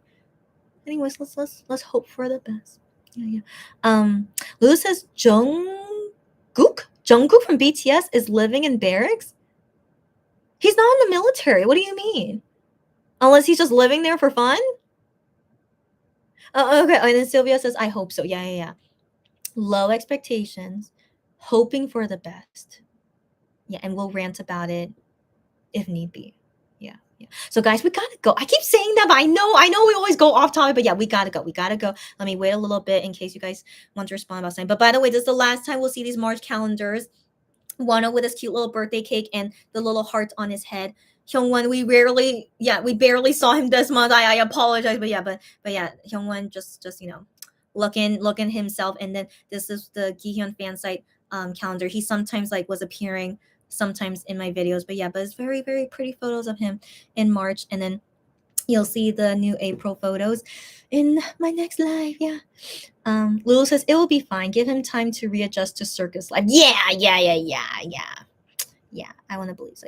Yeah. Jean from BTS. Oh, he's living in the barracks. That's what Lulu meant. Okay, she mixed up the names. Okay, Jin from BTS. He's in the army. He's a regular army soldier, and he's living in barracks. Interesting. But again, I don't know what's his role in the military. So even as an active soldier in the military, you have a role though. So whatever that role is, if he has to be there often or in barracks, yeah, Yeah, yeah, well, we don't know. And so yeah, so Minhyuk, yeah, whatever he's gonna be doing, yeah, we but yeah, but regardless, yeah, they get day offs, of course. They get vacation days. So yeah, don't think it's like something terrible. Everyone I talk with who's been in the military in Korea, they all tell me it's not so bad. Yeah, I mean, it's not fun, okay, of course, but it's not bad. Definitely not. And like I even asked one of my friends of like, do you want the military, do you want the mandatory military law to like ever go away? And he said no, no, we shouldn't, because at any moment someone could try to invade Korea. And I'm like, yeah, you're right. And so yeah, so when people say like, once Korea unites, like there'll be no more military, and I'm like, no, like any other country, a Western country could come in and invade Korea at any moment, And so yeah, so I always find it interesting. He's just one opinion, of course. I don't know if every Korean guy thinks this way, but when I asked him that and he said that to me, and I'm like, that's such a good point. Yeah, Korea being the small country it is, yeah, we need to have military. So anyways, well, let's hope, as always, nothing bad happens. That's why the military has all these things and being prepared for at any moment. And so yeah, it's never a bad thing. All right. So I hope you guys never think of the military duty as a bad thing. We need to have it in Korea. So yeah. So just thank you to all the men, MX guys being one of them, all the men in this country protecting us. So it's all good. Yeah. Um Sylvia says, random, but sorry for not dropping by often. What? You don't have to drop by often. Don't worry. Don't worry. She says, haven't been feeling good recently. See you next time. No. Sylvia, you guys never should say sorry to me. What do you would stop it? Okay, so you guys come whenever you want. I always enjoy seeing you guys whenever, even if it's not often. Don't worry. Don't worry. All right. So at Sylvia, anyone else here, happy to see you at any moment. Watch replay anytime. And yeah, I hope to see you guys often in April though. All right. See ya then. Lulu says, yeah, she says sorry, she meant Jin. No worries, no worries. That's why I was so confused. Don't worry. And she had a total brain freeze. All good, all good. We got it all cleared out. Thank you, Unico. And then Unico commented like Russia or China could take over Korea. Yeah. I mean, we know how Russia's doing these days. Yeah. So yeah, at any moment, yeah. So I really can't imagine military requirement law in Korea would ever go away. No, we're always at risk of getting taken over. And so yeah. So just always think of it as a good thing. All right. It is. I mean, it sucks to have to like give up 2 of your years in the military, or like actually forever, because you also have to go back to training every so often. It's just the way it is. And so regardless, but this is what it is, living in a country like this. And yeah, we have to be prepared at any moment, and hopefully nothing bad ever happens, hopefully. But yeah, we have to be prepared. Yeah. Lulu says, as long as North Korea exists, there will be military service. It is an unfortunate service that has to happen. Yes. But as I just said, even if we become one Korea, we still need the military though. Like, yeah, like we still need it. There's too much in our history of Korea, of other countries trying to take over Korea, and that's how we split up as North and South anyway, because of people trying to take over us. And so regardless, yeah, so when I hear people say like once we become one Korea, there's no more military. No, that's crazy. We no matter what, yeah, we have to have military. I mean, every country has military now that I think about it, right? But yeah, like Korea really is so susceptible to getting taken over. So let's hope nothing bad happens. Okay, like Korea has been going fine for a while, but it's still kind of scary, thinking back on our history, which was like only like 50 or 70 years ago. So anyways, yeah, guys, I recommend learning about Korea history to know more about it and why we need to have military here, and should have it forever, in all honesty. So yeah, so anyways, yeah, my point was never to think badly about military service, because when I see people talk badly about it, it's like, do you not want Korea to stay safe? Like we sadly need military to stay safe. And so that's just the way it is. And so yeah, just singers giving up 1.5 years to 2 years to protect the country should be seen as a good thing. So So yeah, but anyways, to each their own. I understand there's some debate about it, but yeah, I think it's still it's something that we need. And so yeah, we gotta go. It's not midnight yet, thank goodness. Okay, I always like to finish before midnight, but we gotta go. Okay, we gotta go, and I am getting sleepy. Okay, so anyways, no more tangents. As long as you guys understand where I'm coming from when I talk about these things, and then yeah, and so when we see the MX guys going through the military service, it shouldn't be like something like, oh, I hate the military. No, no, don't ever think that way. So they're gonna be fine, and it's all okay. Okay, we going? I think we're going. Okay, I just want to wait a little bit just in case of a delay. But as always, thanks you guys for joining. Thank you for listening to my story. Thank you for Chrissy Watch 2023, making sure I got home okay. And I'm going to see you guys often for my favorite month of the year for 30 days in April. Not every day, but as much as I can in April. Okay, let's go. Let's go. See you later. Bye, bye, bye.